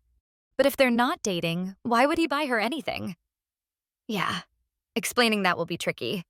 In any case, they're not in a relationship. Lee Gi-ju jumps in, asking if it was flirting. These endless questions are about to drive her crazy. She's tired of explaining the same thing to everyone. And the questioning is finally stopped by another guy. He immediately sets a thing straight. If they said it's not true, then trust it. Why keep asking and putting someone on the spot? But it's not always that simple. What about that photo? There's no smoke without fire. And now, the second star of the whole show appears, Kang Tae-pyeong himself. Gyul-woo clearly gets nervous as soon as he arrives. The first guy decides to show the photo to Kang Tae-pyeong. Min-ji sent it, and he wants to ask him about it too. Taipyong looks at the photo that caused all the commotion, even though he was just buying clothes for his friend. It only annoys him even more. It seems Lee Gi-ju isn't indifferent to Camp Taipyong at all, immediately saying she was just looking at the photo. The guy deleted the photo from his phone, and if Min-ji wants to know something, she can ask him herself. No sneaky pics. If it happens again, just deleting it won't be enough. Immediately, all 4 start talking at once, except Gyul-woo, who's just stunned. It's kind of strange. Did Taipyong get so angry over such a tiny thing? But once again, that radiant smile lights up his face as he asks his friend if he did okay. Seems like he wasn't really that mad, but he definitely scared everyone a little. Better to clear up misunderstandings quickly before it gets worse. The long lecture ends, and the professor lets the students take a 10-minute break. Yeah, everything's happening so fast. The girl's already waiting for all the classes to be over. Luckily, she spots her friend Camp Tae-pyeong right by the drink machine. Confused, he turns toward her. He presses a can of drink right to her face. The sudden cold shocks her. Seems like he bought it especially for her. The guy strangely apologizes to his friend, Han Gyul-woo. Opening the can, she doesn't understand why he's apologizing out of nowhere. Or even for what? Like she said before, people could misinterpret everything. His words annoy her a little. She already told him they should keep their distance, and yesterday was the last time. The guy is handsome, so he's under everyone's gaze, and Gyul-woo's the target. She enjoys the taste of the drink. They've been together for 20 years, and nothing's changed. Now she's being kind because it's her favorite drink. It just makes him smile. Gyul-woo is strange. She can be angry one second, then suddenly naive the next. She doesn't understand why he's laughing. Maybe it's the way she drinks? He just can't stay mad at her, so he has to put up with it all. Gently patting her head, he says he'll be more careful now, so he doesn't hurt her. But this sudden affection just irritates her. He was the one who said, "Too bad only Taipyong can see that charm in her." That's exactly the side of her he likes. And this whole scene is noticed by the familiar dark-haired girl. Why are they together again? Lee Gi-ju holds back. After all, they said they're not dating. Gyul-woo really is a funny girl. Sunny City. With time before the next class, the two decide to go to a cafe. So many sweet desserts, especially the macarons. They're just amazingly good. Gi-ju also apologizes to Gyul-woo for all the questioning, but Gyul-woo holds no grudge. Since it's all true, and there's no romance between Gyul-woo and Taipyong, the girl has someone Gyul-woo could meet. That suggestion surprises Gyul-woo a little. Misunderstandings still happen, but if Gyul-woo meets someone, won't they finally stop? Plus, the girl's image has suffered. She blushes easily, and meeting new people is a bit stressful for her. Don't you need to be attractive to meet someone? Gyul-woo seems to have low self-esteem. It's all about appearances. The girl looks pretty good, but she should also pick her clothes carefully. Lee Gi-ju even offers some help, suggesting buying some clothes for her. In any case, people say you look better in relationships. Maybe that's true, but it's still a bit stressful. Well, at least she could try talking. If it doesn't work out, she can just not give her contact info. That would be good for Gyul-woo too. She hates all these misunderstandings, and it would be a way to put some distance from Taipyong. Better to try once than to talk about it 100 times. It's all complicated. If she meets someone, it could be the perfect solution to the whole situation. But a sudden blind date, just to keep her away from Taipyong. That's just funny. She just made new friends. Of course she wants to date. Some possibilities immediately flash through her mind. Maybe a new guy could even help her with stuff, pay for things, and more. But she wants to meet someone naturally. Gyul-woo is grateful to Gi-ju for caring, but for now, things stay as they are. It seems Gi-ju isn't completely happy with how things are going. Even Jum-sarang tries to calm her down. Especially since Taipyong already said he'd be careful, so these misunderstandings should definitely happen less. So if all goes well, Gyul-woo definitely needs to meet someone. At the familiar cafe, the friends meet up. Seems like they've been waiting a long time for their friend Kang Tae-pyeong. The guys had only managed to drink one bottle without Taipyong, and they're already clearly in high spirits. Doko Dahee's just come from a tough training session. By the way, what's the deal with those photos? But Taipyong doesn't really want to talk about it. Can he just go shopping with his friend? Yeah, it's not a problem at all, but they were walking hand in hand. Sort of. Taipyong grabbed her wrist and kind of pulled her along. Dahee supports his friend. When a guy and a girl are close, this kind of thing is normal. Taipyong might not think so, but still, couldn't Gyul-woo's situation change because of this? Doesn't Kang Yo-ha have female friends? Sure, but it's not nearly as complicated as the relationship between Taipyong and Gyul-woo. At least when they hang out, they don't hold hands or link arms like a couple. Taipyong keeps insisting they didn't hold hands. It's just a distortion of the truth, and Yo-ha won't buy it. He's just worried about Gyul-woo as a friend. They've got a long history since childhood. Meanwhile, some bacon and mushroom caps are sizzling. Yo-ha asks Taipyong one simple question. Does he have any feelings for Han Gyul-woo? No.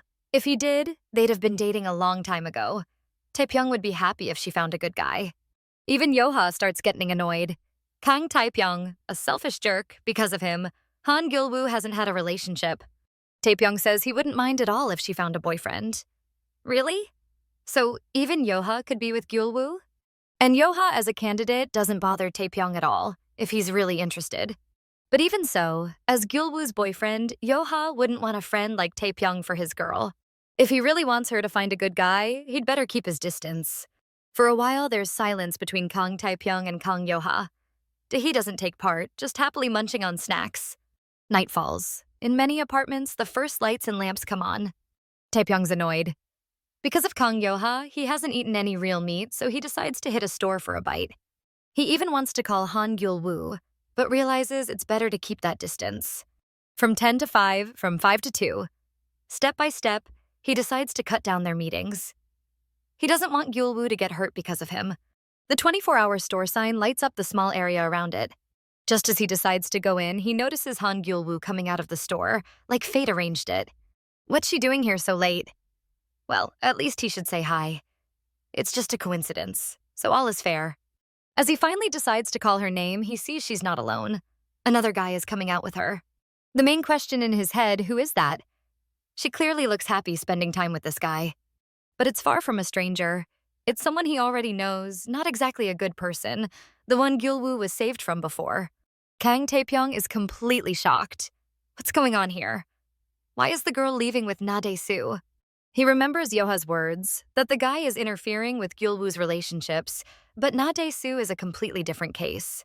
Surprisingly, this time the girl doesn't avoid Taipyong, even though she's with someone else, who immediately tenses up seeing her friend. She asks what he's doing out so late, and Dae-soo immediately puts on a fake sweetness that annoys Taipyong. Dae-soo immediately remembers Kang Tae-pyeong, who was at that freshman meeting. Dae-soo clearly tenses. Thanks to Kang Tae-pyeong, he had such a great time with the professor, full of conversations. That day, Kang Tae-pyeong brought him straight to the professor, saying Dae-soo had read the dissertation and loved it. Over those 3 hours, Na Dae-soo got so close to the professor that now he doesn't even have to worry about grades. Kang Tae-pyeong is a star among freshmen. Many first-year girls talk about him. Gyul-woo, proud of her friend, easily nudges him.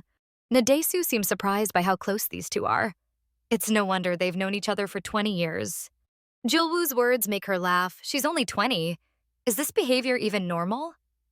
Kang Tae-pyeong wonders about his friend.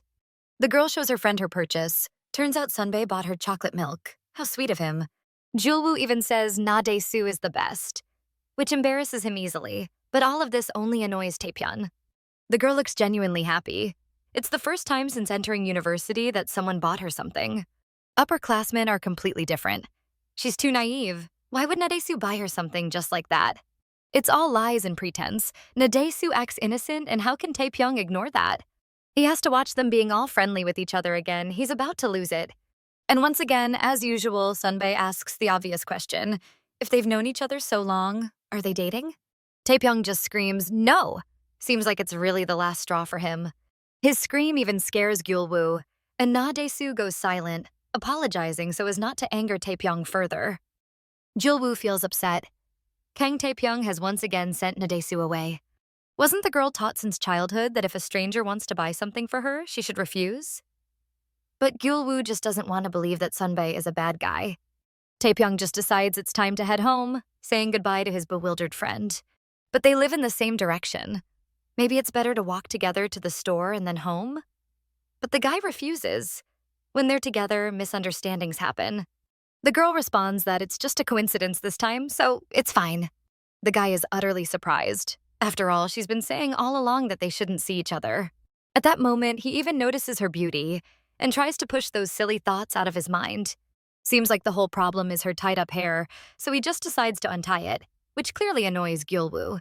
He even messes up her hairstyle just to make sure those thoughts leave. Using her hair, he covers her face, joking that her looks could scare people off. And there's the clothing issue. Though it's spring, it's cold at night, so he zips up her hoodie. He even seems a little angry. He's told her many times to dress properly.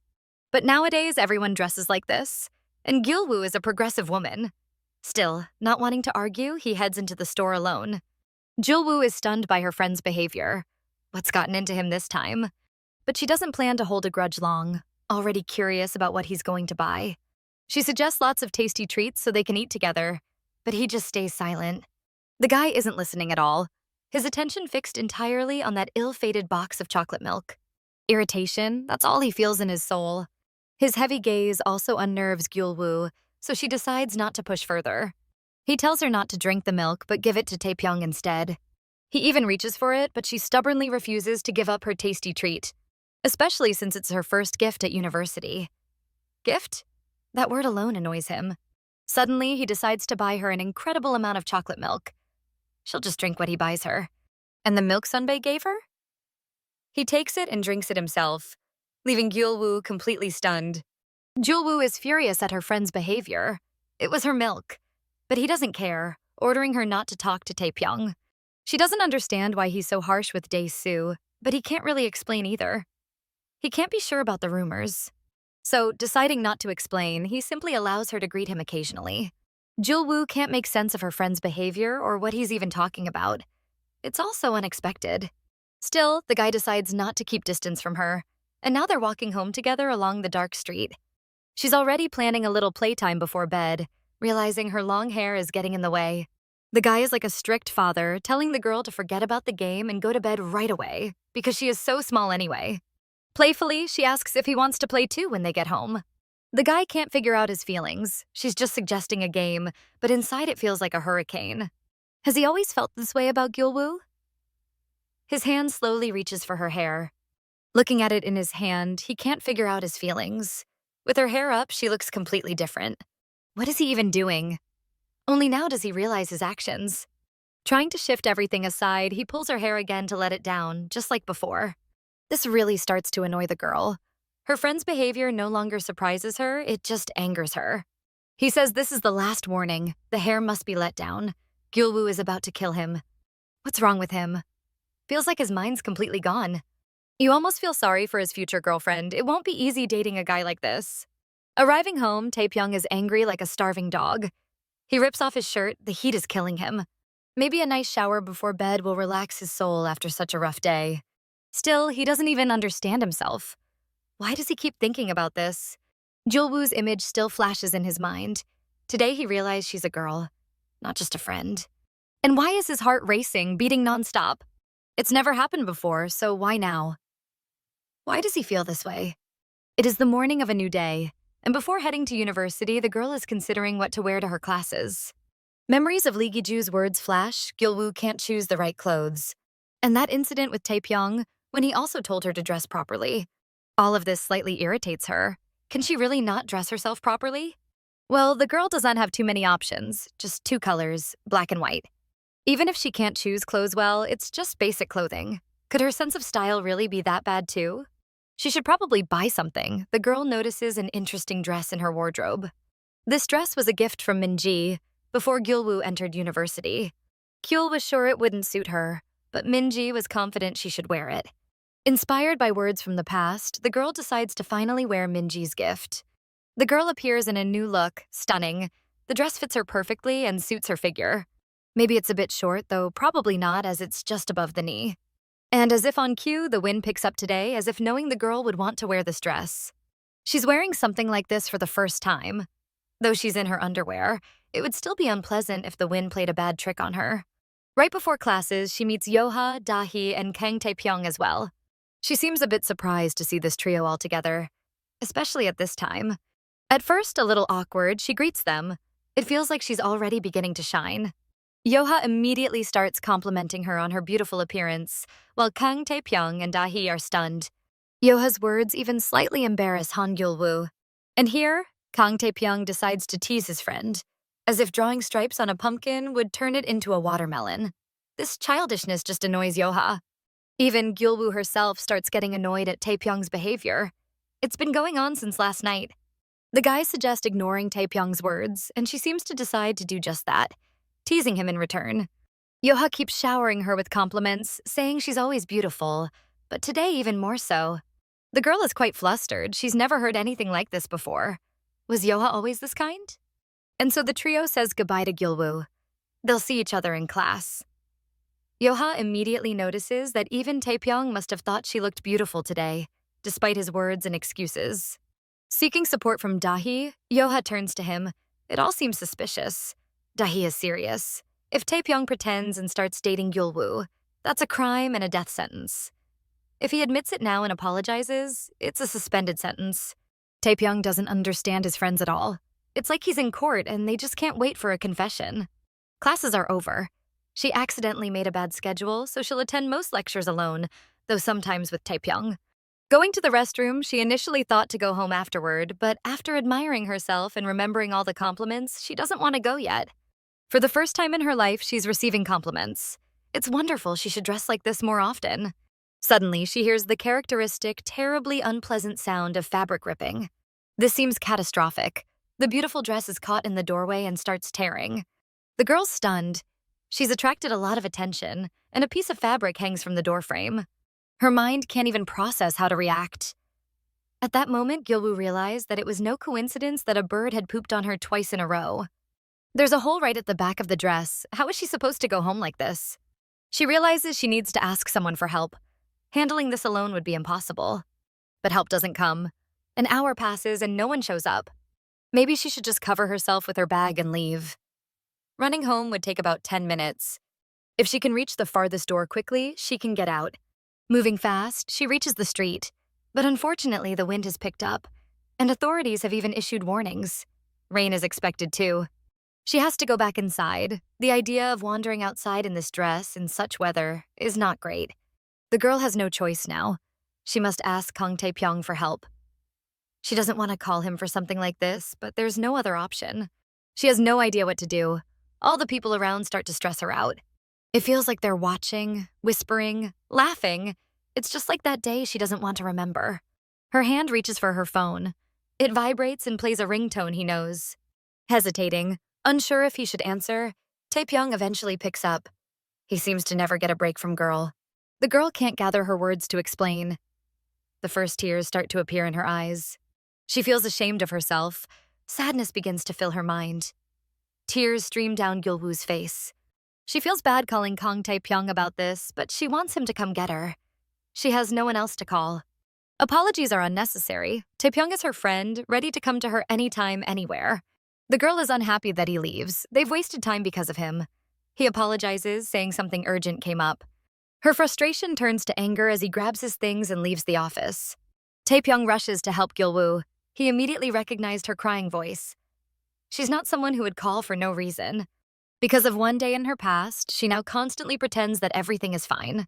She still seems shaken from that incident, and Taipyong starts running, trying to reach his friend as quickly as possible. He begins blaming himself. He pretended everything was fine. He thought that if he confessed his feelings then, it would only make Gyul-woo feel worse. Maybe things would have been different if he had helped her back then. Finally, he finds his friend. He calls out to her, and her tearful eyes immediately lock on his. All flustered, he rushes to her to find out what happened. He fears someone might have hurt her. The girl hesitates again, as if unable to form coherent words. She finally manages to explain everything, and Kang Tae-pyeong can't help but burst out laughing. Even on purpose, he couldn't have done it better. The girl doesn't like that he's laughing at her. This is yet another mishap for her. But nothing serious happened, and the boy has already been worrying about his friend's state. In the future, she'll definitely need some kind of ritual to rid herself of bad luck. But for now, Kang Tae-pyeong's jacket will do. The girl realizes life would be much harder without her loyal friend. They tried to keep their distance from each other, fearing that others might notice, but now it's clear that it won't work. Gyul-woo understands she doesn't want to stay away from Taipyong. Better to be as they always have been. Her sincere smile and words leave him confused. He doesn't know what to say. This isn't her usual style, which only gives him a headache. But if they're friends, then they're friends, and there's no need to conform to others. He laughs ironically, unsure what emotion to show. He had never noticed this side of her before.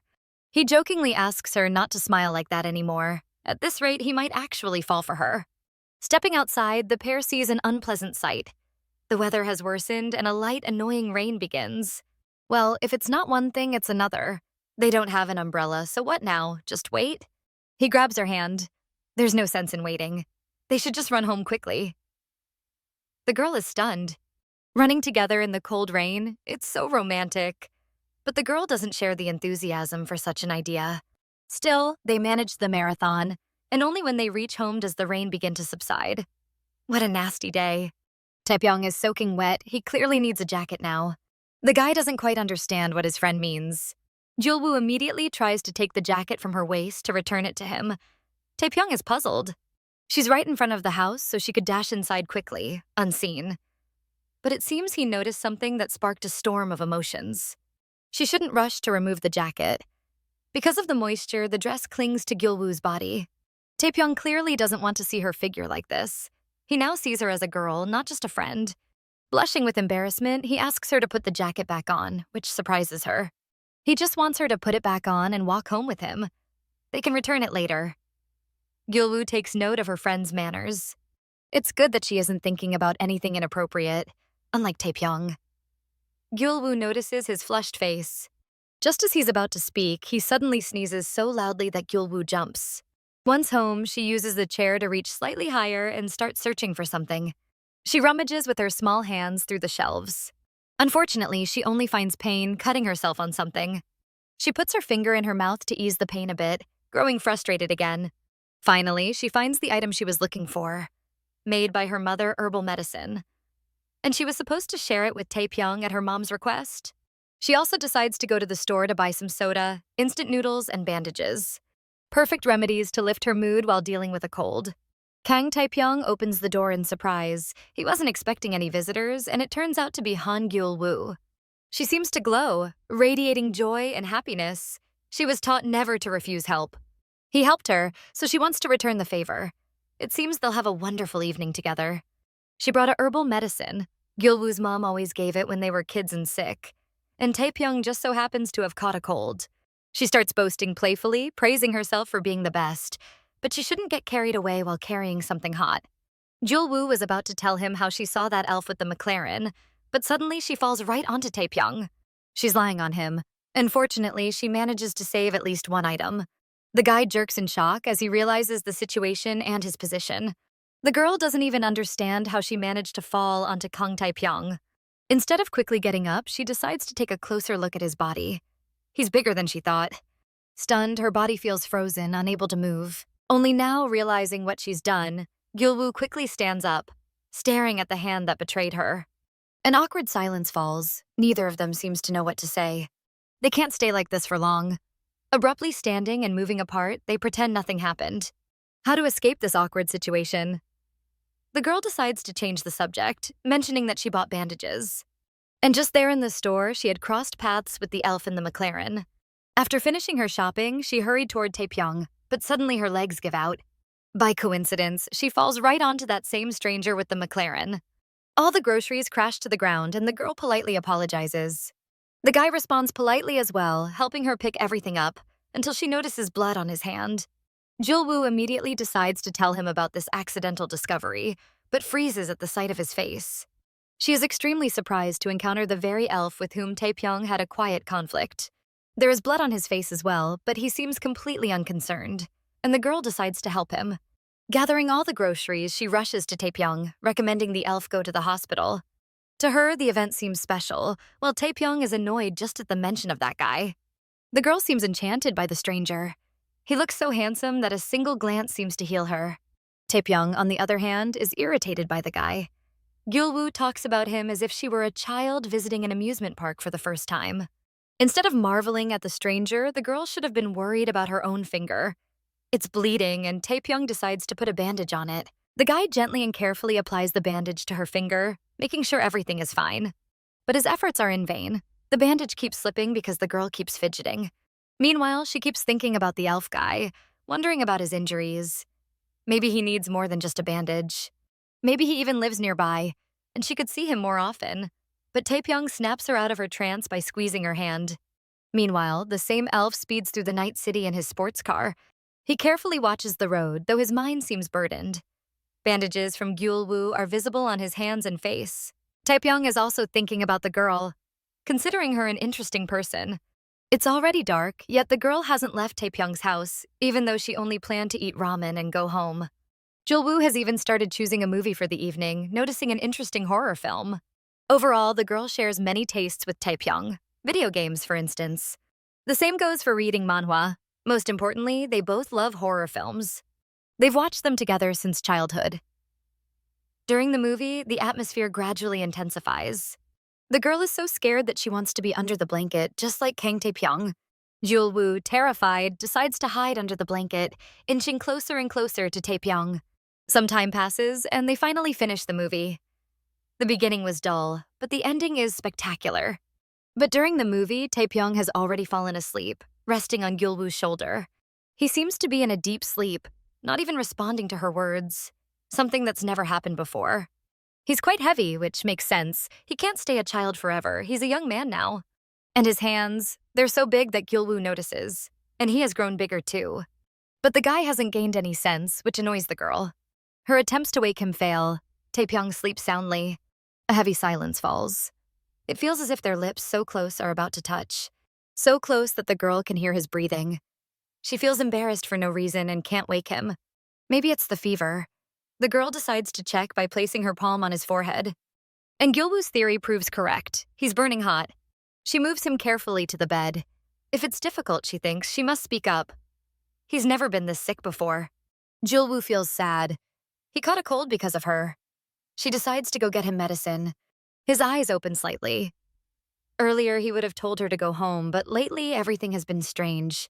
The guy gently touches her fingers, not wanting her to leave right now. Gyul-woo is extremely surprised by his action. He tenderly holds her hand. How strange. He no longer sees her as just a friend. He doesn't want her to leave. He wants her to stay with him. Gyul-woo is shocked by her friend's unexpected words. And why is he holding her hand so tightly? So many questions. Why is he acting like this now? If there's a fever, medicine should be taken, so the guy should let her go to bring it. The guy suddenly pulls Gyul-woo toward him, leaving her stunned. Once again, their lips are so close that a sweet kiss could happen at any moment. He grabs her and pulls her as close as possible. So close to each other, he hugs her gently, but she doesn't understand anything at all. He wants the girl to stay in that position a little longer. He wants to be near her. Gyul-woo blushes with embarrassment. She's completely frozen, and he certainly has no intention of letting go. The boy's voice sounds completely different, much lower, not like his usual tone at all. He really does seem unwell. Taepyeong wants to press her even closer, but he realizes he might do something foolish. Gently holding her, he realizes he can't pretend to be indifferent. If he goes further, their relationship could change drastically.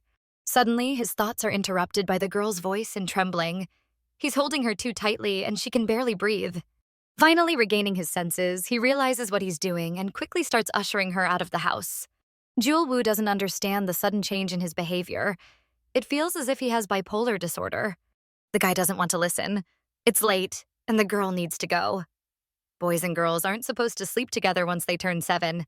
And now she's outside the door, which slams shut behind her. Complete shock and loneliness. Gyul-woo thinks all of this is absurd. The guy's behavior isn't just strange, it's crazy. On the other side of the door, Taipyong is holding his chest, breathing heavily, trying to calm down. It really was dangerous. The guy is only now realizing what he had been doing. Luckily, he restrained himself and didn't make an even bigger mistake. The girl has already left the building, still angry at her friend. She was taking care of him, and he treated her like that. It's also complicated. Could Taepyeong really have feelings beyond friendship for her? But it's better not to rush to conclusions and make mistakes. No need to worry without reason. The boy has already showered, yet he hasn't shaken that strange feeling. Once you feel it, you can't stop it. Gyul-woo herself has already started her bedtime routines. The fire is burning. If it's already ignited, there's nothing to do. Staying home all the time won't work. They need to attend classes where they'll announce a design competition. Since it's the first competition since enrollment, participation isn't mandatory. Instead, professor wants the midterm exam to serve as preparation. It's more convenient to work in groups of 4, so they should divide into small groups. The group assignment came quite early. Once groups are formed, the lists should be submitted to the faculty representative by the next class. A guy raising his hand immediately said for everyone else that it's clear. Heated discussions have already started among the students about forming groups for this assignment. That's why everyone left the freshman and general orientation meeting with fiery eyes. Now the girl will have to team up with others. Unfortunately, Kang Tae-pyeong is apparently homesick, behaving stubbornly and refusing medicine. Surprisingly, a familiar face appears. Yoha, who invites Gyul-woo to join their group. Gyul-woo is a little surprised to see him here, especially since he's offering her to join them. His eternal smile shines on his face, and he repeats his offer to her. Gyul-woo accepts with sparkling eyes, ready to try her best. It's their first group class. But who are the other 2 in the team? Here are the other 2 members. Kang Tae-pyeong, clearly not thrilled to be at class today, and the ever-serious Dahi. Everything really isn't going as planned, though what else could the girl have expected? Dahi is available anytime except during training. But the catch is, he's always in training. Only breaks for meals or classes. So when should he be called? Dahi confidently says he's sorry. This annoys Taipyong, who clearly isn't interested in any of this. The team is now complete. Dahi would have been better off in the sports department. It's strange he's in design. Yoha keeps them apart. fearing they'll ruin the competition at this pace. Yoha opens up slightly, saying he's more interested in getting to know Gyul-woo better than winning the competition. Yoha is so excited about all this, a truly sweet guy. The girl is a little embarrassed by the beautiful and rather unexpected words. Since Gyul-woo is beautiful, the words themselves sound beautiful, making her even more flustered. Meanwhile, the atmosphere darkens, with shadows gathering around Taipyong. They continue to exchange friendly banter, and the only one who notices Taepyeong's irritation is Dahi. Was Yoha's desire to succeed genuine? The guy finally finds the strength to calm down. Previously, he had no feelings, but suddenly everything changed. Now, what should he do after everything that was said? Nothing to do. She'll have to act natural. But he needs to get in Yoha's way. Anyone would say Taepyeong is acting naturally, but it's not like that at all. Has Han Gyul-woo ever talked to such a strange guy and actually liked him? No, it seems not. Except for Taipyong, this is the first time she's laughed like this while talking to a guy. Taipyong has always been her only close male friend. It's natural to congratulate her on having a new friend. The conversation between these two shows no sign of ending. Instead, it grows more intense with every passing second.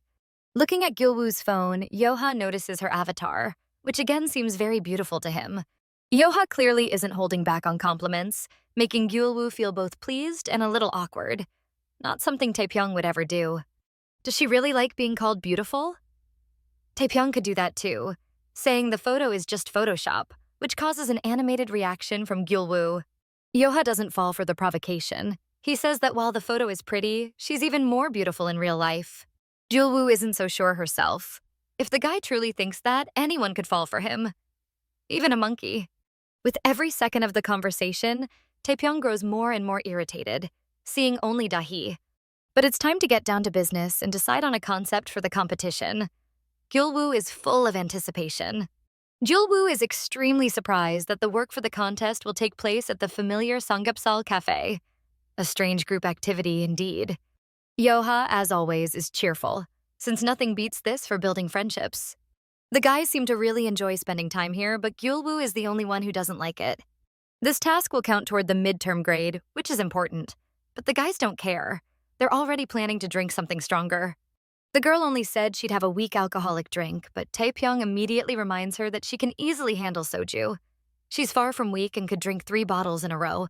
Yoha suggests Gyul-woo ignore Taipyong. He's ready to order whatever she wants and do everything for her. It seems Yoha is indeed doing everything just to annoy Taipyong even more. Several shots have already been drunk, and a toast is made for the competition's success. Gyul-woo suddenly remembers that Taipyong is sick, and even 4 shots could affect him badly. Just as Taipyong is about to down another shot, Gyul-woo reaches for it to take it away. But the boy refuses to let go. Why should she drink his alcohol? Yet Gyul-woo insists. Yoha is extremely surprised by her behavior. Is she really worried about Kang Tae-pyeong? A stern gaze falls directly on Yoha. With each word, the atmosphere intensifies. Gyul-woo admits that she really is worried about Taipyong. After all, he has been her best friend since childhood for a full 20 years. Even Yoha seems tense now. Gyul-woo doesn't dodge questions about their friendship and speaks directly. Finally, a smile appears on Taepyeong's face. He seems very proud of his best friend's words. And now the score between these two has evened out, 1-1. Yoha doesn't stop trying to charm the girl, even preparing a piece of delicious meat for her. But Taepyeong notices that she doesn't eat dry meat. It must have a little fat. After all, Taepyeong has known her for over 20 years and knows her taste preferences. In that case, she's offered a dessert from the cafe menu, like the very tasty ku noodles. Taepyeong intervenes again, but the girl wants to try what Kang Yoha offers. Yoha is pleased with his victory. Gyul-woo made a good decision. Another defeat for Taepyeong. What will he do now? The girl realizes that only she, Taepyeong, and Yoha are talking, and decides to ask Dahi since when he's been training so hard. Dahi is a little surprised by the question. The truth is, he's been chubby since birth, but everything changed when a girl he liked started teasing him. Shocked, he began to slim down, but strength training had an even better effect. Gyul-woo is very surprised that Dahi answered this way. She just asked a simple question. Maybe she should step back. It feels a bit awkward here. As soon as she said she was going to the restroom, the guys strangely wished her good luck. The girl hopes they won't start fighting while she's gone. As soon as she leaves, a quarrel immediately starts between the boys, with Kang Joha starting first. Taepyeong himself said that Joha might try to date Gyul-woo, So why not help him or calm down and get out of here? Taipyong replies that he is simply protecting his friend. The guys are ready to tear each other apart, while Kang Tae-hee observes the chaos. They fight like cats in spring heat, but Tae-hee seems completely unfazed. Meanwhile, the girl is in the women's restroom talking to Se-rang, focusing on the competition assignment.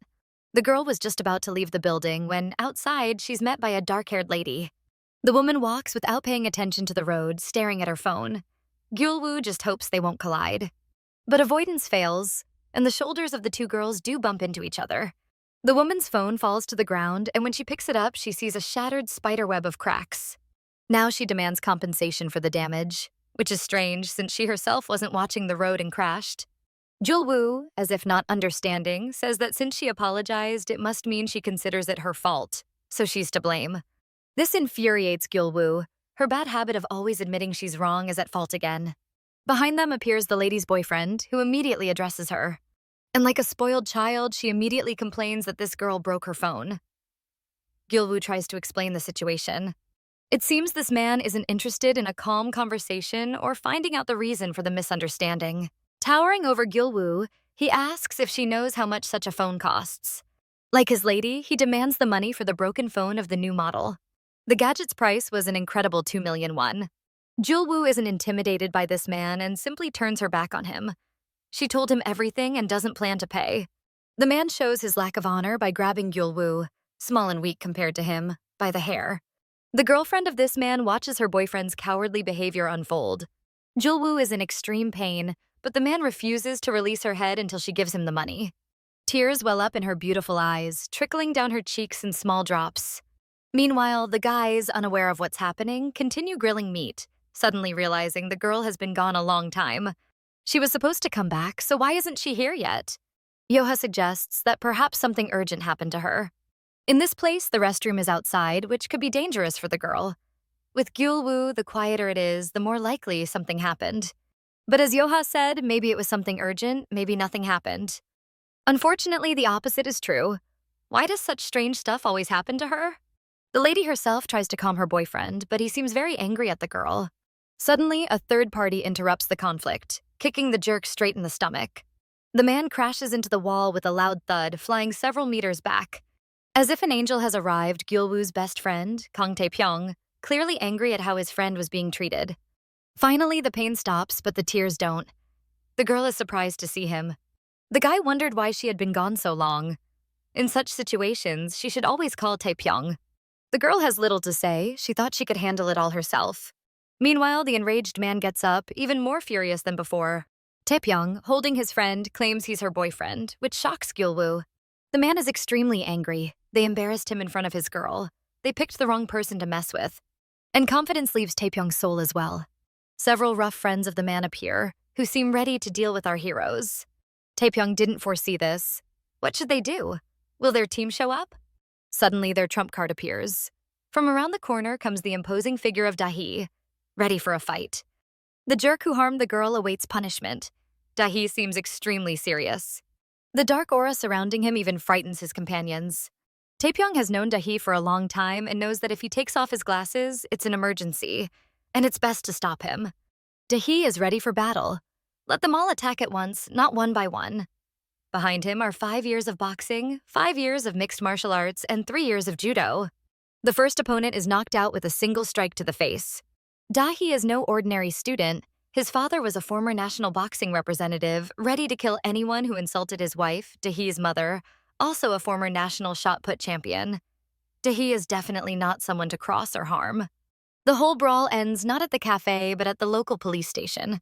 Poor Gyul-woo can't calm down, crying because the whole fight happened because of her. Dahi advises her to relax. Any respectable person would have done the same in their place. The guys look beaten, unsurprisingly, after such a large scuffle. After seeing her friend's injuries again, she feels even worse. Dahi's glasses were also broken, and she promises to buy him new ones. The girl doesn't need to worry. He has another pair of the same glasses at home. But Gyul-woo still wants to somehow make up for her guilt, so she insists on her point. Taipyong himself joins the conversation. The girl has blood on her lip. She should wipe it first before talking. The girl doesn't understand how it could have gotten there, since she hadn't been struck hard. But then she remembers how she helped in the fight, sinking her teeth into one of the bullies like a wild animal. The girl is truly fearless. What is Taepyeong supposed to do if she keeps throwing herself at everyone? Yet Gyul-woo only wanted to stop the situation. Gyul-woo seems to have no idea how dangerous that situation was. If the guys hadn't arrived, it could have been much worse. Gyul-woo doesn't understand why the guy is yelling at her. She acted too recklessly, he thinks. Again, tears well up in her eyes. She isn't at fault at all, yet her best friend refuses to see it. She isn't guilty. It was that girl who bumped into her, and Taepyeong treats her like a fool. But there's no way to explain it to him. He keeps insisting she should have thought more rationally.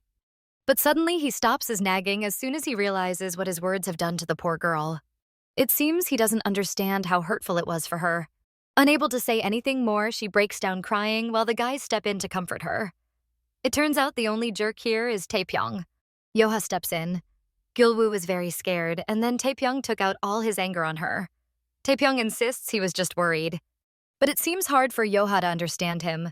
They perceive worry in completely different ways. Even here, Yoha tries to get closer to Gyul-woo because he likes her just the way she is. If you look at Gyul-woo, you can see she acts chaotically, sometimes recklessly. But that's her true charm. Her sincerity. His gentle words really help her. Facing those people alone was indeed dangerous. Next time, she should go straight to them for help. These words truly reassured her. Yoha is very different from a certain someone she's known for 20 years. The hint was simple and clear. Even if he said he was worried, sometimes he should still hold himself back. Well, at least they've settled that much. It's probably time to head home. But the girl would feel ashamed if they just went their separate ways. She wants to at least buy them some basic medicine. But for Dahi, her sincerity is enough. He needs to go anyway. He's already late for training. He confidently walks ahead of them all. An incredible person, even after something like this, he still goes to practice. Today, Dahi truly looked powerful. It's clear he spends a lot of time training. Why did he choose design instead of sports? Before leaving, it seems Gyul-woo has some sort of proposal for the guys. She suggests Taipyong and Yoha sit with her on one of the park benches before heading off. It looks like she has something for them. The guys just can't stop bickering. Even at the park, they're still messing around, throwing light punches at each other. Yoha wishes Taipyong would just leave already. To him, that guy totally kills the mood. But then Gyul-woo shows up, carrying a shopping bag. And what's inside? 2 packs of Band-Aids and some wound cream. First thing she does is decide to patch up the boys herself, starting with her friend Taipyong. But of course, he whines that it hurts. If he thinks Gyul-woo isn't being gentle enough, then fine. He can do it himself. Realizing he might have messed up, the guy immediately apologizes. With Yoha, though, she's way more careful. Obviously, since at least he didn't yell at her for no reason. Taipyong starts feeling a twinge of jealousy when he notices this. Sure, she slapped a Band-Aid on him, but with Yoha, she treats him with genuine kindness. Yoha is so sweet with her that, little by little, she actually enjoys being around him more. And that drives Taipyong crazy. Yoha's a sly fox, no doubt. But why is it like this? Taipyong's been friends with Gyul-woo way longer. Still, in this situation, he's clearly the third wheel. So he decides to copy Yoha and asks Gyul-woo to take care of him too. But all she feels toward him is irritation. Her face says it all, like she's about to snap at him any second. She's not about to coddle him. He's got another hand, doesn't he? And right now, she's busy helping Yoha. Without lifting a finger, she still manages to smack him, right across the face and the heart. Like a spoiled kid, he insists that he's hurting too. Now even Yoha is starting to lose his patience. While Taepyeong points to where it hurts, Gyul-woo shoots him a look full of pure hatred and annoyance. A twisted little triangle of hate, though in truth, both of them are just fed up with him alone. Gyul-woo's sick of his whining, so she finally slaps him hard enough to shut him up. Now she's boiling over with anger. Jaw clenched so tight it looks like her gums might start bleeding. And Yoha? He's basically mocking Taepyeong's failure, rubbing it in. That's the thing. Taepyeong just doesn't get how girls feel. He does get it deep down. The real problem's in his head. Why is his first reaction to worry always to start yelling? At last, it's time to say goodbye. It's been a rough day. Yoha's already hoping to see Gyul-woo soon in class. The girl sweetly wishes him luck, while behind her, Taepyeong's wishing Yoha the complete opposite. Finally, the girl calms down a little. For now, they walk together in complete silence. Taepyeong studies her closely, not really understanding the look on her face. Soon, it's time for them to part ways too. Forcing the words out, the girl thanks him for the day. He was just about to ask something when her heavy, piercing glare cuts him off instantly. And that's it. She's not planning to soften or let go of her grudge anytime soon. Then she notices something. He's holding his neck where a big bleeding wound seems to be. No matter how angry she is, she can't just ignore the fact that he's bleeding. Even he looks surprised when she points it out. Slow drops of blood are running down from the wound. Quickly, he pulls his sleeve over it so it won't stain his clothes. He's always like a kid in moments like this. He couldn't even stick a Band-Aid on properly. Even though she's clearly angry, he looks at her with his heart skipping a beat, eyes sparkling. Even if she hates him, she'll still worry. Gyul-woo tells him they need to go home so she can fix the bandages. After all, it all started because Gyul-woo refused to patch him up herself right away. As if blind to his own mistakes, he stubbornly tries to refuse her care, like he'd rather bleed out. But at least he admits his fault through a thoughtless outburst. That only makes the girl angrier. She smacks him hard across the back. But before going inside, she asks him to wait a minute. She still has to clean up the house. Totally unexpected. What cleaning when they're this close? But she doesn't listen and dashes inside. The treatment begins and he keeps whining. Why is she even helping a guy she supposedly hates? But if he keeps squirming, the wound might bleed even more. He'd better just stay still. Silence falls, his eyes are locked on her. She's special.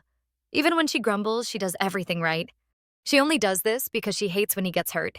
No matter what kind of person he is, she worries about him like he's a close friend. But in the park, she only cared for Kang Yo-ha. Wasn't that because she was ignoring Taipyong? Gyul-woo starts getting mad. Things turned out this way because Taipyong yells when he worries, while Yo-ha just smiles. If he acts like that again, she definitely won't bother helping next time. So Taipyong makes the decision. Be like Yo-ha. No anger, never, just a constant smile. Because if he does that, Gyul-woo won't care about Yo-ha, only about him. Jewel blushes. She doesn't understand her friend at all. Lately, he feels almost sly, like the atmosphere has shifted. Meanwhile, elsewhere, Doko-dahi starts to burn with energy as his training begins. He confidently squats with massive weight, not even holding the bar properly. His hands are stuffed in his pockets. Gyul-woo directly asks her friend why it feels like he's been acting sly lately. Everything's changed so suddenly. He used to be so indifferent, no matter what she did. And he can't deny it. An ironic smile spreads across his face. Could it be he's starting to feel something more than just friendship? But the moment she asks, she realizes how stupid it sounds and quickly shuts her mouth. She almost said something she shouldn't. If she says it now, there's no going back. But he already heard the words slip out. So what does he really feel for her? Why did she suddenly go quiet? Their lips are only a few inches apart. Could a kiss really happen? Blushing like crazy, the girl abruptly pushes his face away. Why is he even getting so close? To him, it's just funny. Why does he always try to close the distance like that? But doesn't Gyul-woo actually like it? Maybe he's wrong. But doesn't she enjoy scolding him like this? Gyul-woo's amazing. Taipyong treasures every second he spends with her. His words make her blush even more. How can he say things like that so casually? That was the last straw. She kicks him out of the house. Taipyong's frustrated. Why is she throwing him out so suddenly? Gyul-woo insists she patched him up, and that was her only goal. The door slams shut right in his face. Yeah, she's got quite the temper. But suddenly, the door flies open again and his bag gets tossed out. He rushes to it like it's treasure. It's brand new after all. What's going on with Gyul-woo? Why is she acting so strangely? But even in this, he finds something charming, something irresistibly cute about her. She stands at the door, still trying to process what just happened. She almost slipped up and said too much. The girl quickly dives onto her bed, trying to calm down. Red as a tomato, she still can't believe the possibility that she might actually like Kang Tae-pyeong. To cool off a little, she decides to splash some cold water from the tap on his face. Alone at last, the only thing that bothers her are the thoughts swirling around. Why has Taipyong been acting this way lately? That time he was sick, he hugged her and wouldn't let go. And then he acted like a clingy kid when she patched up Yo-ha. Is he jealous? As a friend? Even today, he said those strange words so casually. He might have done that before, but now it feels completely different. Still, she decides not to torment herself with it and just go to bed. If he really does have feelings for her, let him be the one to confess first. She's already done all she could. Sometime later, Taipyong finally makes it home too, lost in his own thoughts. Maybe it really would be easier just to confess, stop hesitating and say it straight out, even if he yelled at the guys earlier about it. He says that, but his pride won't let him. Funny, since he's always denied it. Maybe the right time will come. Or maybe it's right now? But for now, the safer move is to keep his feelings hidden. He's already gone too far. Meanwhile, the gym is buzzing. Some people are doing cardio on the bikes. Dae-hee is grinding through bicep curls, even though he feels worn out and the workout isn't going well. Suddenly, a sweet girl interrupts his thoughts, asking for help since she hasn't been to the gym in a while. Her bright gray eyes shine right at Dae-hee. She seems cute and kind. She chose to approach him because he looked like he knew what he was doing. And she wasn't wrong. But he's not really interested, telling her to ask a trainer instead. She's not too happy with that answer. The girl actually planned to, but all the trainers are busy. They're not even at the front desk. So he agrees to help her, but just this once. The girl beams with joy, convinced he couldn't possibly say no. She even plans to fake struggling with an exercise just to lightly touch him. But instead of an easy session, he's stricter than she imagined, forcing her to squat as low as possible. Then he hands her some pretty heavy dumbbells. This is not what she expected. Definitely not what she wanted. Now it's on to bench press, and she looks like she's about to collapse. By the end, the only thing the girl can do is drop to her knees, totally wiped out. Workout done, Dae-hee gets ready to leave, but she doesn't want to let him go, asking for another session next time. He's not interested, flatly refusing. Next time, she should stick with the trainers. He heads off, time to take his supplements. She's stunned. She thought she was unstoppable. But Dae-hee has zero interest in romance. For him, it's only workouts and protein. She's left with nothing but admiration for how hardcore he is. It seems she's fallen for this crazy guy. Dae-hee. Morning comes. Time for classes. But first, Gyul-woo has plans to meet up with friends. Just then, a notification pops up from Kang Tae-pyeong, and she stops in her tracks to think. A sudden phone call makes her jump. It's so unexpected. It's Taipyong, already waiting outside her house, telling her to hurry up. She doesn't like being told what to do. Before leaving, she checks the mirror one last time. Looking at her reflection, she wonders why she suddenly cares so much about how she looks, especially after Taipyong's call. She decides to brush it off and not overthink. Gyul-woo steps outside, where Taipyong is waiting. She tries to act natural. After all, they've walked together before. He glances back, urging her to hurry so they won't be late to class. Then he asks why she took so long to get ready. She has no idea what he's talking about. She came out right after his call. His intense stare leaves her confused and flustered. Meanwhile, Taipyong is lost in his thoughts again. Why does Han Gyul-woo keep looking prettier ever since starting college? He's completely thrown off. What is he supposed to do? He can't control his emotions anymore. Is this even normal? Is the Han Gyul-woo standing before him really the same girl he's always known? The long silence with no answers makes her uneasy. Did he just zone out? In his head, two voices clash. The demon says not to rush, while the angel tells him to act. He chooses to wait. He doesn't want to risk changing everything between them too soon. They need to hurry to class. With a quick move, he pulls her sweater up onto her shoulder. She hadn't even noticed it had slipped. He tells her to be more careful choosing clothes so she won't have to call him crying again like last time. What's wrong with this guy? Is he actually embarrassed? The girl quickly rushes toward him, noticing his blushing face. Could it be that just one exposed shoulder was enough to fluster the saintly Taipyong? The guy doesn't even know how to answer her accusation, but thankfully the girl brushes it off with a joke. That's good. She has no idea what Taipyong is truly feeling right now. The girl promises not to call him. She walks almost dancing, delighted that today feels like summer. He can't even understand his own emotions. Why does he get anxious just by looking at her? While Gyul-woo keeps becoming more and more beautiful, Kang Tae-pyeong only grows more uneasy.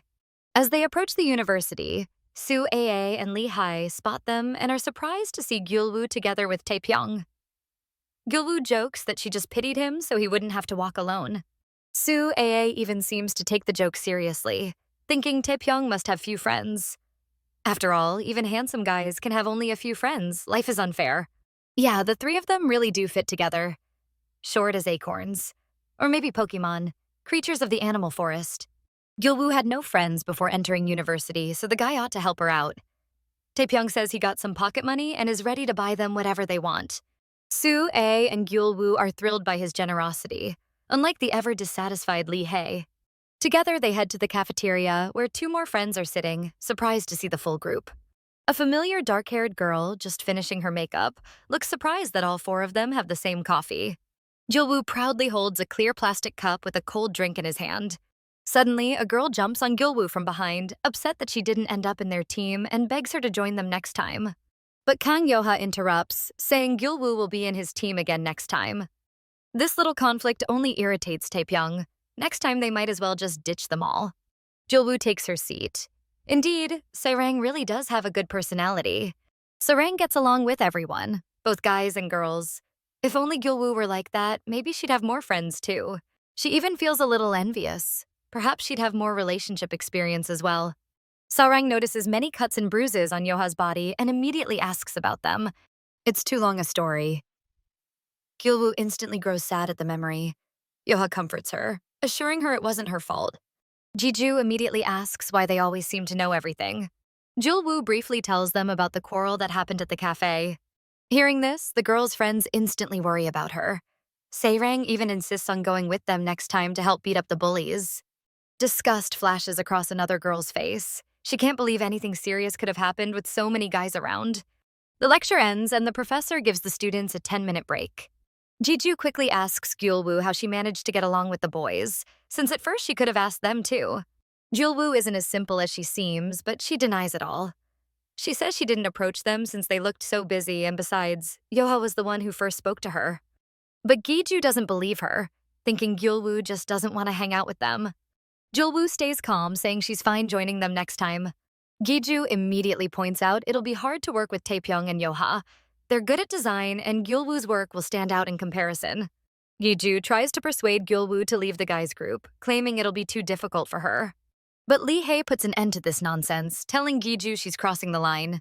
Gyul-woo is kind to everyone, while Gi-ju, trying to show her attitude, already crossed the line from the very beginning. If she was that jealous, why didn't she join the guys' group first herself? Gyul-woo instantly feels awkward and uncomfortable. It seems the girls are fighting because of her. Gi-ju quickly pretends to be an innocent lamb, acting like she didn't mean anything bad. Just as Gyul-woo is about to apologize, Yo-ha and Taipyong appear, immediately curious why she's apologizing. But instead of Gyul-woo, Gi-ju answers, trying to steer the conversation in a different direction. Gyul-woo clearly feels unwell. There's no need to complicate things because of her. It's fine. They should just move on. She blames herself, still not knowing how to handle situations like this. Taipyong quickly notices her mood. She immediately reassures him that everything's fine and he doesn't need to worry. Funny how she always relies on Taipyong in these situations. She really should learn to solve problems on her own. The girl doesn't want something like this happening again. Later, she runs into Lee-hae in the hallway, wanting to thank her. But Lee-hae says thanks aren't needed. Gyul-woo just shouldn't stay silent when people say unpleasant things. She should shut the bully up right away. Gyul-woo is so used to holding back that she didn't pay much attention to it, apologizing for the trouble. Lee-hae doesn't understand why she's apologizing again. It's probably more her fault. She shouldn't have gotten involved. But Gyul-woo immediately insists no. She's grateful that Lee-hae spoke up. In any case, Lee-hae feels sorry too. She shouldn't have spoken so bluntly. She was a little hasty, and Gyul-woo would most likely have managed on her own. Classes are over and the girls plan to go to a cafe together, but it seems Taipyong isn't coming. Sure enough, the professor asked him for some help and they won't manage without him. Lately, the girl seems a little lost, but for such cases, the guy has a cheat code. He tells her he'll buy her something tasty. She pretends everything is fine, but he knows perfectly well it isn't. When she's in a bad mood, she needs to be treated to gopchang, and he'll do it right after he finishes his tasks. A smile finally appears on her sweet face. She really does feel glad to have a friend like Taipyong. Her university life would probably be very lonely without him. Suddenly, Yo-ha appears and immediately clings to Gyul-woo, which seems to annoy Sae-rang. Sae-rang is furious. She clearly doesn't like Yo-ha, but they leave anyway. The guys head to the assistant, who seems almost insane, frantically working on something on the computer. But she apparently forgot everything in the club room, and Taipyong offers to go fetch it. The guy with him volunteers to go instead, but Taipyong refuses his help. Alone, the guy pulls out his phone to check something. He's texting with Gyul-woo, a smile spreading across his face. They agreed to meet at a cafe, so he wants to finish quickly. But suddenly, two familiar female silhouettes peek into the club room. The guy is surprised and doesn't immediately recognize them. It turns out to be Gi-ju and Sae-rang, who are waiting for someone and fixing themselves up. They're expecting Dasam and Juhi from the PE department. From their voices, he instantly knows it's them. Gi-ju should have at least said goodbye when they left. Just as he's about to leave, he hears Gi-ju bring up Gyul-woo, calling her an idiot. Sarang doesn't understand what she means. Gi-ju admits she only pretends to get along with Gyul-woo because Sarang is friendly with her. With clear irritation, she also recalls Lee Hae, who recently confronted her. But Sarang hadn't even heard about it. Gi-ju thinks Lee Hae just doesn't like her, though the conflict happened because Gi-ju was rude to Gyul-woo. Lee Hae told her she should have joined the guys' group herself, but Gi-ju insists she isn't desperate for guys. You kind of are, Sarang replies. Overall, hanging out with Gyul-woo would be a burden for her, if not for Kang Tae-pyeong. Gyul-woo is a loser, and if it weren't for Taipyong, she wouldn't have any friends at all. It's painful for the guy to hear such things about his friend. Even now, people are bad-mouthing Gyul-woo because of him. Do they really hate her so much just because they can't get to her? Suddenly, the boy steps out right in front of Gi-ju. She immediately stiffens, hoping he didn't hear everything she said. What are they so unhappy about? Is his friendship with Gyul-woo really such a problem? What exactly has she done wrong to Gi-ju? Gi-ju quickly tries to deny it, but if not, then why talk behind her back? It's been bothering him for a while. If he ever hears something like that again, he won't let it slide. If she's going to insult Gyul-woo, she should do it openly. With a loud bang, he storms out of the room, leaving the girls behind. The whole thing infuriates him. He needs to deliver the items quickly and head straight to Han Gyul-woo. He tries calling his friend, but instead of her voice, only the voicemail picks up. Strange, why isn't she answering? She promised she'd come. He decides to stop by home to drop off his bag. He's sure she'll like it there. It's unlikely she'll ever find a better friend than Kang Tae-pyeong. He sits alone in the cafe. It's crowded, filled with voices. It seems like a nice place. Gyul-woo had insisted on coming here, and she'll definitely like it. A waiter approaches, asking how many people will be at the table. The guy answers. They haven't ordered yet, but there will be 2 of them. His friend is just running late. The waiter nods with a smile. But this won't do. Gopchang takes time to prepare. Maybe he should order early. Besides, he's hungry. He calls the smiling waiter over. He decides to order now 3 portions of gopchang. Gyul-woo is crazy about this dish, so she'll probably scold him if he eats without her. Should he bring up Gi-ju? Probably not. It could hurt Gyul-woo. Strange. It's been more than 40 minutes since their agreed time, and she still isn't here or messaging. They've even set the table already, but he still sits alone. A few hours earlier, the group had gone to a cafe. Lee Hae even brought tarot cards. It's already 5 o'clock, and Gyul-woo plans to spend some time with them before heading to meet Taipyong at 7:30. Lee Hae has already started laying out the cards of fate. Does Gyul-woo want to know when she'll start dating? The girl's very eager to know what the cards will say. Is there someone she likes right now? That question seems to throw her off a bit. But Gyul-woo confidently answers that there isn't such a person. In that case, she should pick 3 cards while focusing on her question. Gyul-woo hesitates before choosing. After all, her luck and love depends on these 3 cards. So she needs to choose carefully and think it through. It looks like Gyul-woo has made her choice, and now Lee Hae has to look at the cards and interpret their meaning. Gyul-woo is very anxious for the result. They wish her good luck in love. The first card turns out to be the Lovers, symbolizing love and relationships, meaning she has a chance to be with someone. But Gyul-woo must choose carefully. She's standing at a crossroads of an important decision. Gyul-woo herself doesn't seem to fully understand what her friend Lee Hae is saying. The second card is the 2 of Swords, which represents choice and her uncertainty about whether she actually likes someone right now. And that's exactly what's happening with Gyul-woo. She's very confused about her feelings. The last card is the Knight of Cups, which means someone will express sincere feelings to her. Even if she doesn't make the first move, that person will come to her themselves. After those words, Gyul-woo seems to fall into a complete daze. The girl's friends are delighted with such a fortune. It's so romantic. Who will confess to Gyul-woo? It seems the girl just has to wait for the moment when that person appears. But no, it's not that simple. This card means she has to sort out her own thoughts first, so she doesn't cause trouble for someone else. She shouldn't just wait. If she doesn't come to an answer on her own, she might miss her chance. The next one who wants a reading is Soo-ae, who has just recently started dating a guy. This spread of cards in fate won't let Gyul-woo rest. She needs to find the answer herself. She has to sort out her thoughts, but does this concern her and Taipyong? Do tarot cards really not lie? It's fascinating, but she shouldn't take it too seriously. Meanwhile, Taipyong has been sitting alone for a long time, waiting for his friend. They've even already brought the food. It's ready, but before eating, it still needs to be grilled a bit longer. The smell of the dish alone brings him joy. He still hopes Gyul-woo will come. But a lot of time has passed already, and she still hasn't shown up. She should have been with the others, so why can't he reach her? He decides to call Dahi, asking what Kang Yeoha is doing now. And Yeoha is actually at a cafe together with Han Gyul-woo. Taipyong knew it, especially since he invited her to eat gopchang. But Dahi doesn't really want to eat this. It's just fat, so why did he come? Isn't it supposed to be for the food? But Dahi takes nutrition seriously. If he eats even a piece, he'll have to do cardio for a whole hour. Well, since he came, he should at least eat some vegetables. He came because he didn't want Taipyong to eat alone, though next time Taipyong should be more careful.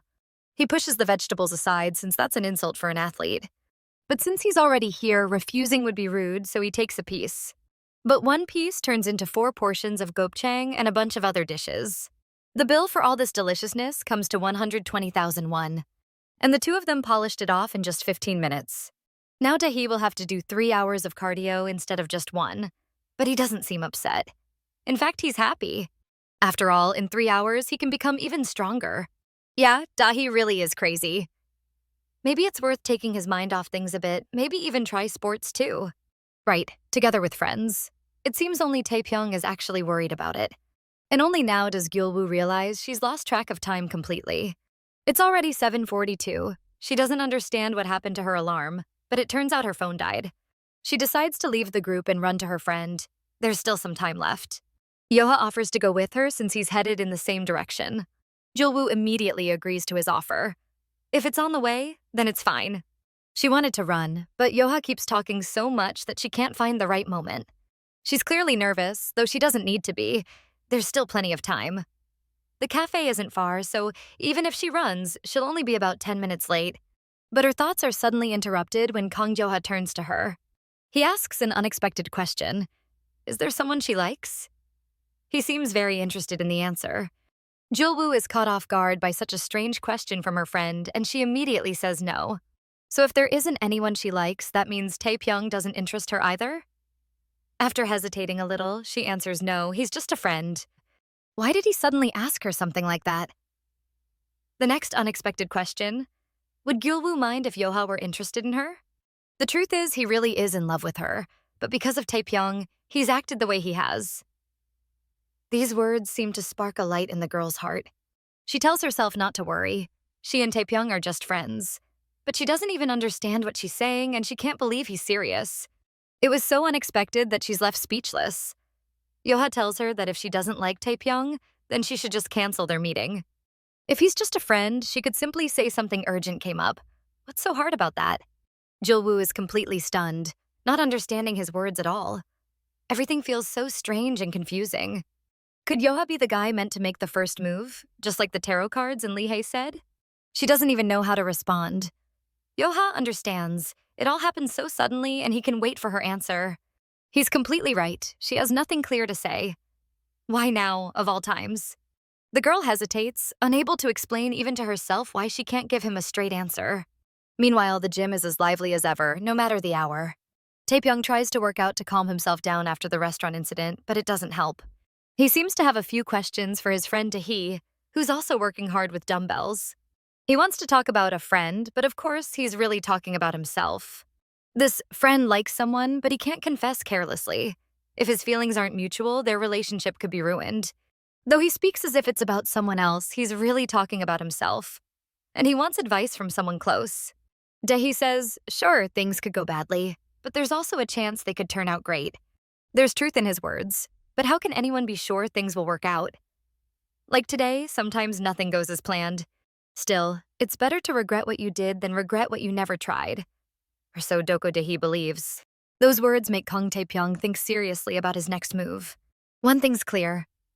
Anding dear, Dahi said it perfectly. Almost shyly, Gyul-woo hides her face under her visor, thanking Yeoha for telling her. But honestly, it's all so sudden she doesn't know what to say. She never imagined he could like her. He understands her feelings. He knows she'll need time to answer. But that's not the only problem. She has a meeting planned with Taipyong, and she can't just skip it. A promise is a promise. Yeoha doesn't understand her decision. If they're not dating and she doesn't have feelings for him, then why worry so much? Something about all this feels wrong. Gyul-woo decides to pretend he never told her not to see Kang Tae-pyeong and to discuss the rest later. Still, Yoha is a little hurt.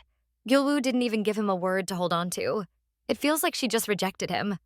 Gyul-woo is breathing heavily from the tension, torn between hurrying to Taipyong and reeling from Yoha's sudden confession. She's later than she thought. Her phone has only one use left before dying completely.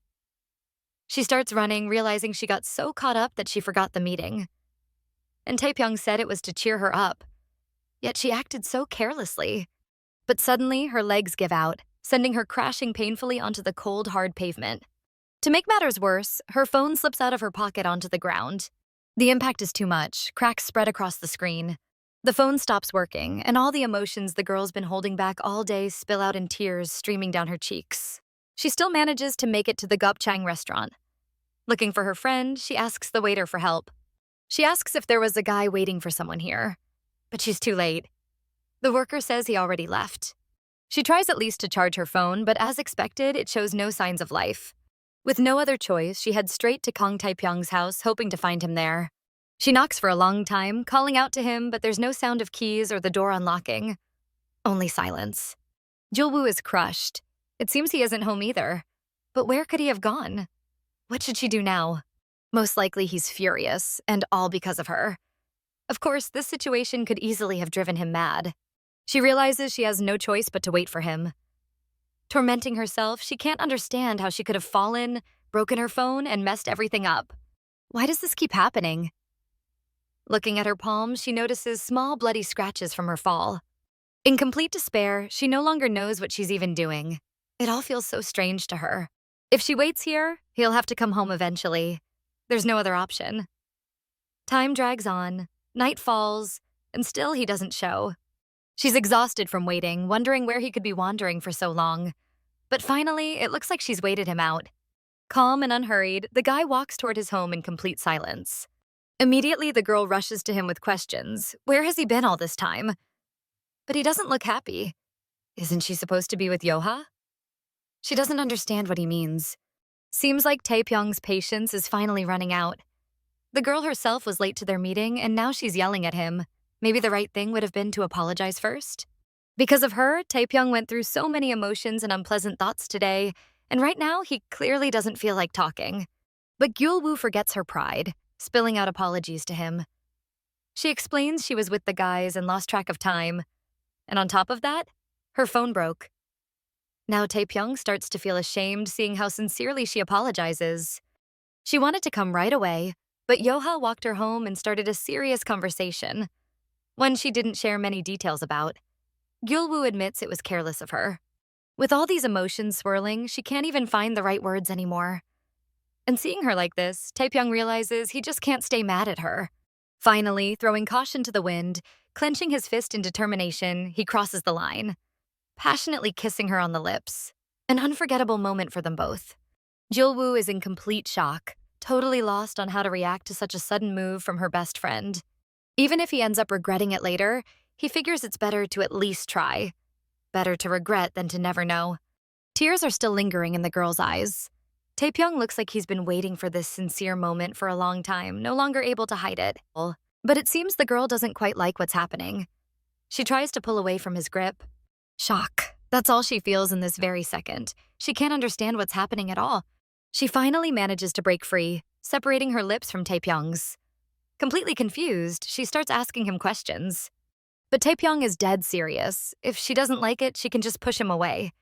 But if not, then she shouldn't stop him. Blushing red as a tomato, the girl is completely overwhelmed. She can't even process what her childhood friend is saying. Once again, their lips meet in a passionate kiss, and once again, the girl can't comprehend what's happening. What on earth is Taipyong doing? They're supposed to just be friends, but this has clearly gone too far. Hasn't she told him that enough times already? Taipyong doesn't see her as just a friend. But does she? This unexpected question leaves her completely speechless. She just can't answer. Gyul-woo's whole day has been filled with confusing questions from both guys, both of whom clearly have deep feelings for her. The dark street, lit only by the occasional street lamp, feels suffocating. Of course, she can't answer him. This was all just too sudden. Once again, she hides her blushing face under the brim of her cap. What on earth is even happening right now? He asks her another shocking question. Does she like him? Which only makes Gyul-woo even more flustered. He repeats the question, more determined this time. He's not hiding his feelings anymore, and he won't back down. Gyul-woo feels like her heart is about to leap out of her chest. Never in her life did she expect to hear such words from Taipyong. Without answering, she tries to walk away. But he's not ready to just let her go. Not without an answer. Even if her answer ends up being a rejection, his feelings for her won't change. He'll stay the same as before. But now he refuses to hide it any longer. He gently touches her soft hand. Without giving him any answer, she realizes it's time to retreat from the situation. She needs to get out of here.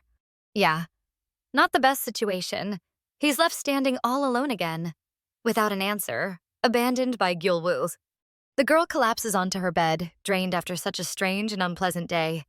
At this rate, she feels like she's losing her mind. Gyul-woo still can't believe the kiss her best friend, Kang Tae-pyeong, gave her. What is she supposed to do now? She's on the verge of a breakdown, unable to fully process what just happened. They've been together since childhood, inseparable since diapers. To her, he was like a brother. And now this? It feels like everyone went crazy on the same day. On top of everything, her phone broke when it hit the asphalt earlier. Though maybe that's a blessing. No calls, no text. But what is she supposed to do now? Isn't this a serious problem that requires a real decision? She can't get his words out of her head. The moment he asked if she liked him. He clearly isn't backing down anymore. What did those words mean? It seems he's fully determined now, ready to give it his all. If this were high school, she probably would have been thrilled. Back then, she was naively in love with Taipyong, not understanding her own feelings. But now it's different. She knows they shouldn't cross the line of friendship, a line she's worked hard to keep. But why did it all have to happen this way? How is she supposed to even look him in the eye now? Meanwhile, Taipyong himself returned home after this long and bizarre day. Just like her, he's overwhelmed, realizing he's seriously crossed the line. He even thinks he's lost his mind, but what's done is done. Whatever happens, happens. He touches his lips as if trying to feel again that passionate second of their kiss. Now he's sure he won't hide his feelings anymore. The next morning, as Gyul-woo prepares for university, she looks around carefully, hoping not to run into a familiar figure. She hoped to avoid Kang Tae-pyeong, but of course, things didn't go her way. Taipyong confidently heads to university alone, while Gyul-woo decides to stall and wait before going in. She's convinced that seeing him again would mean the end of everything. At this point, it's almost laughable. Maybe she should just take academic leave? Standing at the entrance, she can't bring herself to go inside the lecture hall, where the two guys she feels most awkward around are already waiting. Her eyes are frozen in shock. Seriously, what is she even supposed to do now? Two guys are waiting for an answer from her. One is Kang Yo-ha, who clearly has feelings for Gyul-woo too. The other is Kang Tae-pyeong, the one who's been much bolder with his actions and words. But before her thoughts go too far, her friend interrupts, surprised to see Gyul-woo standing outside alone, not going into the lecture hall. She has no choice but to answer that she's about to go in. The smartest move would have been to walk in later and sit somewhere far away, but she really has no other choice. Unluckily, right at the front sits Kang Tae-pyeong, and of course he notices her right away. Unfortunately, their eyes meet, which is the last thing she wanted right now. Without realizing it, she quickly looks away, avoiding his gaze. Taipyong turns to his buddy, trying to act casual. Nervously, Gyul-woo gives him a small wave. She explains she was just planning to sit farther down, basically anywhere away from him. But it's obvious he doesn't like that she's trying to keep her distance after what happened yesterday. He pats the empty seat next to him, inviting her to sit down. Reluctantly, she agrees, and ends up stuck between Taipyong and Yo-ha. Sitting on edge, she can't even believe this is really happening. Yo-ha is the first to speak, asking if she got home safely last night. She laughs nervously and says yes. Meanwhile, Taipyong sitting behind them is clearly tensing up. At this point, he's full of nothing but frustration, not even bothering to hide it behind a friendly smile. Out of nowhere, Yo-ha brings up their conversation from yesterday, which completely catches Gyul-woo off guard. He doesn't want her to feel burdened, but then Taipyong pulls her chair subtly closer to him. She's furious, wondering what the hell he's doing and why he's shoving her chair around. He just brushes it off, saying it's about maintaining discipline since class already started and they should be quiet. Then he looks at her with that charming gaze and sweet smile of his. Unbelievable. After everything that happened yesterday, he still dares to sit so close. Gyul-woo just wants to run away. After some time, the professor finally announces the end of class. She somehow survived. The lecture went in one ear and out the other. What's even the point of this subject? Maybe she should just drop it altogether. But the real problem is, the class is over, which means those two are definitely going to try and talk to her. So now she has to think fast about how to escape on her own. The second another student asks for help carrying some supplies to the storage room, Gyul-woo jumps at the chance. The guy is shocked she volunteered. She clearly doesn't look like she can handle it. One of her friends offers to go instead, but Gyul-woo quickly refuses. Everyone is surprised by her sudden decision. Watching all this, Taipyong realizes she only volunteered to run away from him. Giju asks Su-ae where Gyul-woo went.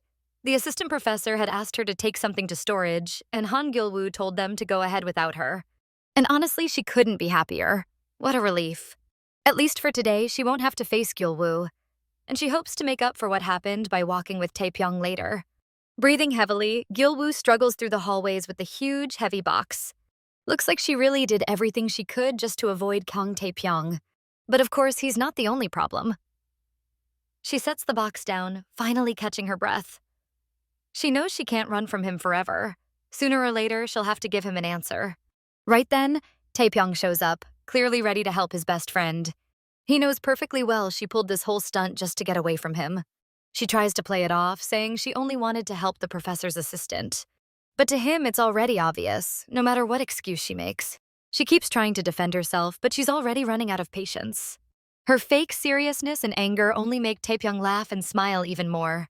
She gets annoyed every single day, and just then they realize the door is locked. Still, he tries to push it open. Taipyong figures she only reacted this way because she was trying to escape without giving him an answer. Either way, he doesn't want her avoiding him anymore. But she insists again that she wasn't. And now there's a new problem. No matter how much he twists the handle, the door won't budge. She thinks he's joking, but why would he? He wants out too. It's boiling hot in here. And only now did they start realizing everything. Gyul-woo tells him he should call someone right away. But another problem comes up. His phone is dead, just his luck. Taipyong offers her his phone, but she shows him it's in the same condition, blaming him for the mess they're in.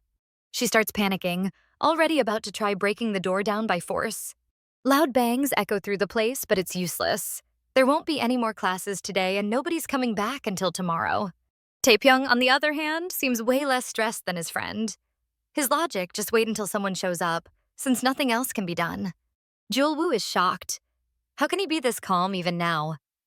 Maybe his parents weren't wrong in picking his name. She finally accepts it too, realizing they have no choice but to wait. Maybe someone will eventually come. More than 2 hours pass. It's late spring, and the heat already feels like summer. The suffocating heat in the tiny storage room with no sign of ventilation is driving them insane. Even Taipyong is losing it, deciding to strip down to his bare torso. Gyul-woo is horrified. She hates this idea. Is he seriously planning to get completely undressed? He doesn't understand her reaction. They'd done stuff like this plenty of times back in high school. But that was different, she argues. He shouldn't be so selfish. He needs to put his shirt back on. But he refuses. He's so hot he feels like he could smash the door open. Gyul-woo though throws his t-shirt straight at his face. She doesn't want to look at his bare chest at all. Again, he doesn't get why she's reacting so strongly. Did he actually fluster her? Now he's deliberately staying shirtless just to tease her more. Eventually, he shows her mercy and puts his shirt back on, deciding it's time to finally talk about what happened yesterday. He wants an answer to the question that's been haunting him. Gyul-woo freezes. How could she answer so quickly? He doesn't take her hesitation harshly. Calmly, he tells her to think about it some more. He's willing to wait for her answer anyway, since they're not getting out of here anytime soon. This time, she has nowhere to run. Her face turns bright red as she tries to deny what he's saying. And once again, he suddenly leans in close. Is he really about to kiss her again? He loses his mind every time he sees her blush like that. But to Gyul-woo, this kind of closeness feels like mockery. No, it's just that her reaction is too cute. But she's had enough. Maybe it's funny to him, but it isn't to her. That was her first kiss. Maybe he's kissed before, but for her, this was the first time. And now, what is she supposed to do with her first kiss? Taipyong is baffled by her reaction. She clearly isn't happy it happened with him, but even that he finds kind of adorable. Gyul-woo wants him to somehow make it up to her, to fix it, because she didn't enjoy it the way he did. Slowly, though, they start drawing closer again. To Gyul-woo, a first kiss is really important. Taepyeong's lips are already so close to hers. And once again, he repeats what happened yesterday. A passionate kiss on her lips. After all, if he kisses her again, it won't count as her first kiss anymore, right? She's stunned again, not understanding what Kang Tae-pyeong is doing this time. But he isn't joking around, he's being honest. This isn't out of curiosity or carelessness. Truth is, he's scared. And what he's afraid of is that this could all end badly. Gyul-woo may seem carefree, but deep down she moves forward with determination, never minding what others think. Now he really wants to hear her answer. What does she feel? But she has no idea what to say. Honestly, she doesn't even fully understand her own feelings. Then he drops unexpected words. He knew she had been in love with him. It had been obvious. He knew, but he acted like he didn't. He didn't have feelings for her, and he thought she knew that too. And he was right in a way. She was young and moved by the way he treated her. She even thought they might start dating if she confessed that she liked him. But if that were true, he wouldn't have gone out with other girls. Eventually, her feelings for him faded. And now, with him acting like this, she feels uncomfortable. Her feelings have changed. But how else could he react? Especially now that the tomboyish Gyul-woo has grown into such a beautiful young woman.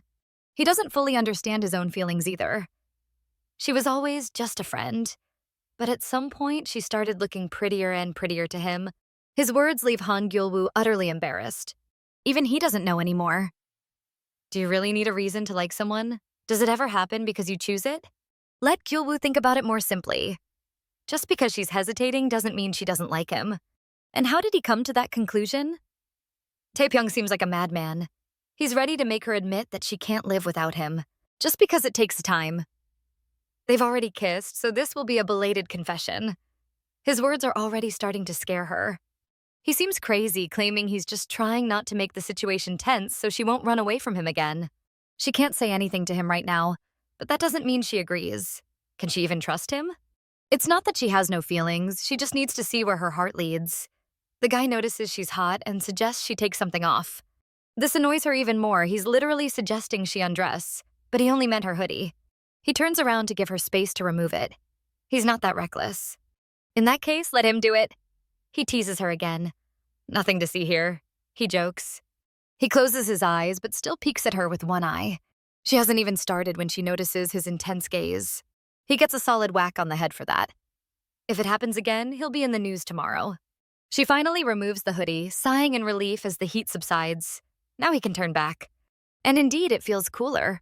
Now Gyul-woo understands why he stripped down. If she hadn't taken off the sweater, she might have fainted from the heat. It's as hot as summer. It seems the guy noticed something interesting about her. His gaze is fixed directly on her chest, making her want to escape even more. He quickly turns back, not wanting to look further, which surprises Gyul-woo. He points at her body, showing where her underwear is starting to show through from sweat. Luckily, she didn't notice too much, but she still blushes like a tomato, trying to calm down. Now Gyul-woo herself sees how her underwear is starting to show. Flushed with embarrassment, she quickly puts her hoodie back on so no one sees. But he advises her not to, warning that she could overheat. Still, it's mortifying for her. At least she's wearing decent underwear today. She's about to lose her mind in these four walls, hoping a savior will come and open the door. Willin't anyone even pass by? How long do they have to stay stuck here? Now they're truly trapped. Evening has fallen, and it's unlikely anyone will come. They won't die here, right? Taipyong tells her not to say such scary things. The city is already cloaked in night. They just need to wait a bit longer. Someone will come for sure. Meanwhile, Yoha is heading home. Gyul-woo hasn't been answering or picking up his calls for a long time. He thinks she really doesn't want to answer him. Well, he still understands that nothing will come of it. There's no place for him there. His curiosity just got the better of him. Even so, he hopes they can stay on good friendly terms. Gyul-woo seems like someone who avoids conflict. He doesn't want awkward situations between them. Why ruin a friendship? Just settle things and talk it out. But still, what could have happened that she isn't answering? Maybe wait a bit longer? Meanwhile, Gyul-woo is convinced they're doomed. She hasn't even started dating anyone, only ticking off one item from her wish list. Taipyong is tired of her nonsense. He just wants her to wait a little longer. But she can't sit still. It's better not to waste energy and make herself hungrier. She can't take it anymore. Her hands are starting to shake from hunger. Luckily, the guy has something to help her, a chocolate bar in his bag. With that, they can hold out a little longer. Now she's happy, wanting to split it and eat together. But he doesn't understand what she means by split. It's his chocolate bar, and he decides what to do with it. So what should Gyul-woo do? It's simple. She just has to ask politely, saying please. Gyul-woo stares at Taipyong with wide, confused eyes. Incredible. Even in this situation, he can still calmly joke. So she doesn't want the chocolate? She tries to say something. But the smell of chocolate is driving her crazy, and she won't get any if she doesn't say that fateful please. Unconsciously, she almost says it, but stops, lunging at him like a starving beast for teasing her. She'll eat the whole chocolate bar herself if she has to. Taipyong tries to bring Gyul-woo back to reason. The chocolate falls during their struggle. It's dark, so she can't see it, but he knows it didn't land in the best spot. She doesn't care. Hunger is tormenting her. Meanwhile, the professor's assistant was working with his colleague on their tasks late into the night. He didn't mind working late with her. He even enjoyed it. At that moment, the girl received a call from the professor. The guy was supposed to take some items to the storage room, but to his surprise, it was locked. Something that hadn't happened before. Luckily, he had a spare key, and when he opened the door, he was greeted by a completely unexpected sight. Gyul-woo was on her knees, Taipyong sitting on a chair holding a chocolate bar, definitely enough to spark all kinds of thoughts. She was right near his lap, and he was holding her head. Both of them looked shocked at the assistant. The professor's assistant immediately darkened, realizing what the two of them were doing there. But he seemed to misunderstand the situation completely, so he just decided to leave the items and go, not wanting to interfere. Finally, they could leave their storage prison, seeing the light of the lamp. Taipyong felt like he had risen from the dead. The guy was in shock. Everything looked so suspicious. They gradually left the storage room, getting dressed along the way. They finally put on their outerwear. Just a little longer, and they might have collapsed from the heat. Gyul-woo was panting as if she'd run a full marathon, or maybe for some other reason. Looking at the whole scene, it could only spark suspicion and wild thoughts. The assistant scolded them. If they were in such a rush, they should have chosen another place, not the storage room. The couple burst out in anger. They heard a crash, and then the door suddenly shut. But he didn't believe their excuses. The storage was always open, and it could only be locked with a key. And just when they were inside together, it locked. Isn't love a good thing? They just needed a better, more suitable place. And again, the friends exploded in anger. Their shouting was so loud the assistant got a nosebleed. No surprise there. The guy asked them to return the spare key, but surprise, they didn't have it. Leaving the assistant alone, they rushed out, grumbling at the situation and each other. But the assistant couldn't calm down. There were only 2 keys for the storage, one with him, but who had the other? They stepped outside, where the temperature was much cooler than inside the storage. It was night, so the air was slightly refreshing. Being the gentleman he was, Taipyong offered his jacket to her, but she refused his kindness. Their friends witnessed an embarrassingly romantic scene, the young couple hugging each other for warmth. Even Gyul-woo blushed at the sight. Could Taipyong really want to do something like that? And she was right. The first thing he suggested was to hug for warmth. It was easier than just borrowing a jacket. A sweet smile adorned his face. But instead of a gentle embrace, he was met with an angry Gyul-woo ready to hit him. She hadn't made up her mind yet. They finally headed home, hoping for a warm shower and cozy bed. But was it right to part ways just like that? Before leaving, the girl decided to stop her friend for a little talk. She realized she should say at least something before saying goodbye. She told him she'd think about it, fearing to rush. But suddenly, she turned away, reconsidering whether to say anything at all. Surprisingly, he didn't get angry. Understanding her feelings, he simply told her not to worry. They were friends, so there was no need to worry. Just follow what their hearts guided them to do. He suddenly moved close, almost pressing against her, as if wanting to kiss her again. But this friendly advice only irritated her further. Why was everything always so easy for him? Still, her heart and soul were uneasy. These were her first feelings in a relationship, so she worried. Of course, Taipyong wasn't worried. Yet again, she was angry and annoyed. Thinking about it, he knew Gyul-woo liked him. So why had he only now become so persistent? He apologized, saying that back then he only saw her as a close friend, but now everything had changed. And once again, that gentle smile that repeatedly embarrassed her, she always lost to it. Back then, he had dated everyone he met. What if he decided to do the same with her? And it did happen that way, but she shouldn't worry. It's not that he considered her like the others, they just weren't the right people. But with Gyul-woo, it was completely different from all those past girls. After seeing her in this new light, he started thinking and worrying a lot. It was the first time in his life he seriously considered that he might like someone. This left a subtle mark on her. Yes, it turned out this way. Taipyong even allowed her to vent her anger on him, grabbing her hand and taking the hits himself. She said she hadn't accepted his feelings yet, so she would just observe him for a while. He started approaching her closer and closer, which she didn't like. She understood everything. Otherwise, she would just push him away. Well then, let's see. Words cannot be taken back. Though it would be funny if he actually got rejected. Oh, now he's talking. Maybe Gyul-woo should dump him right here? She hits him hard and he starts threatening her with mom. Gyul-woo knows one thing. She will make him nervous and pay for all the pain he caused her.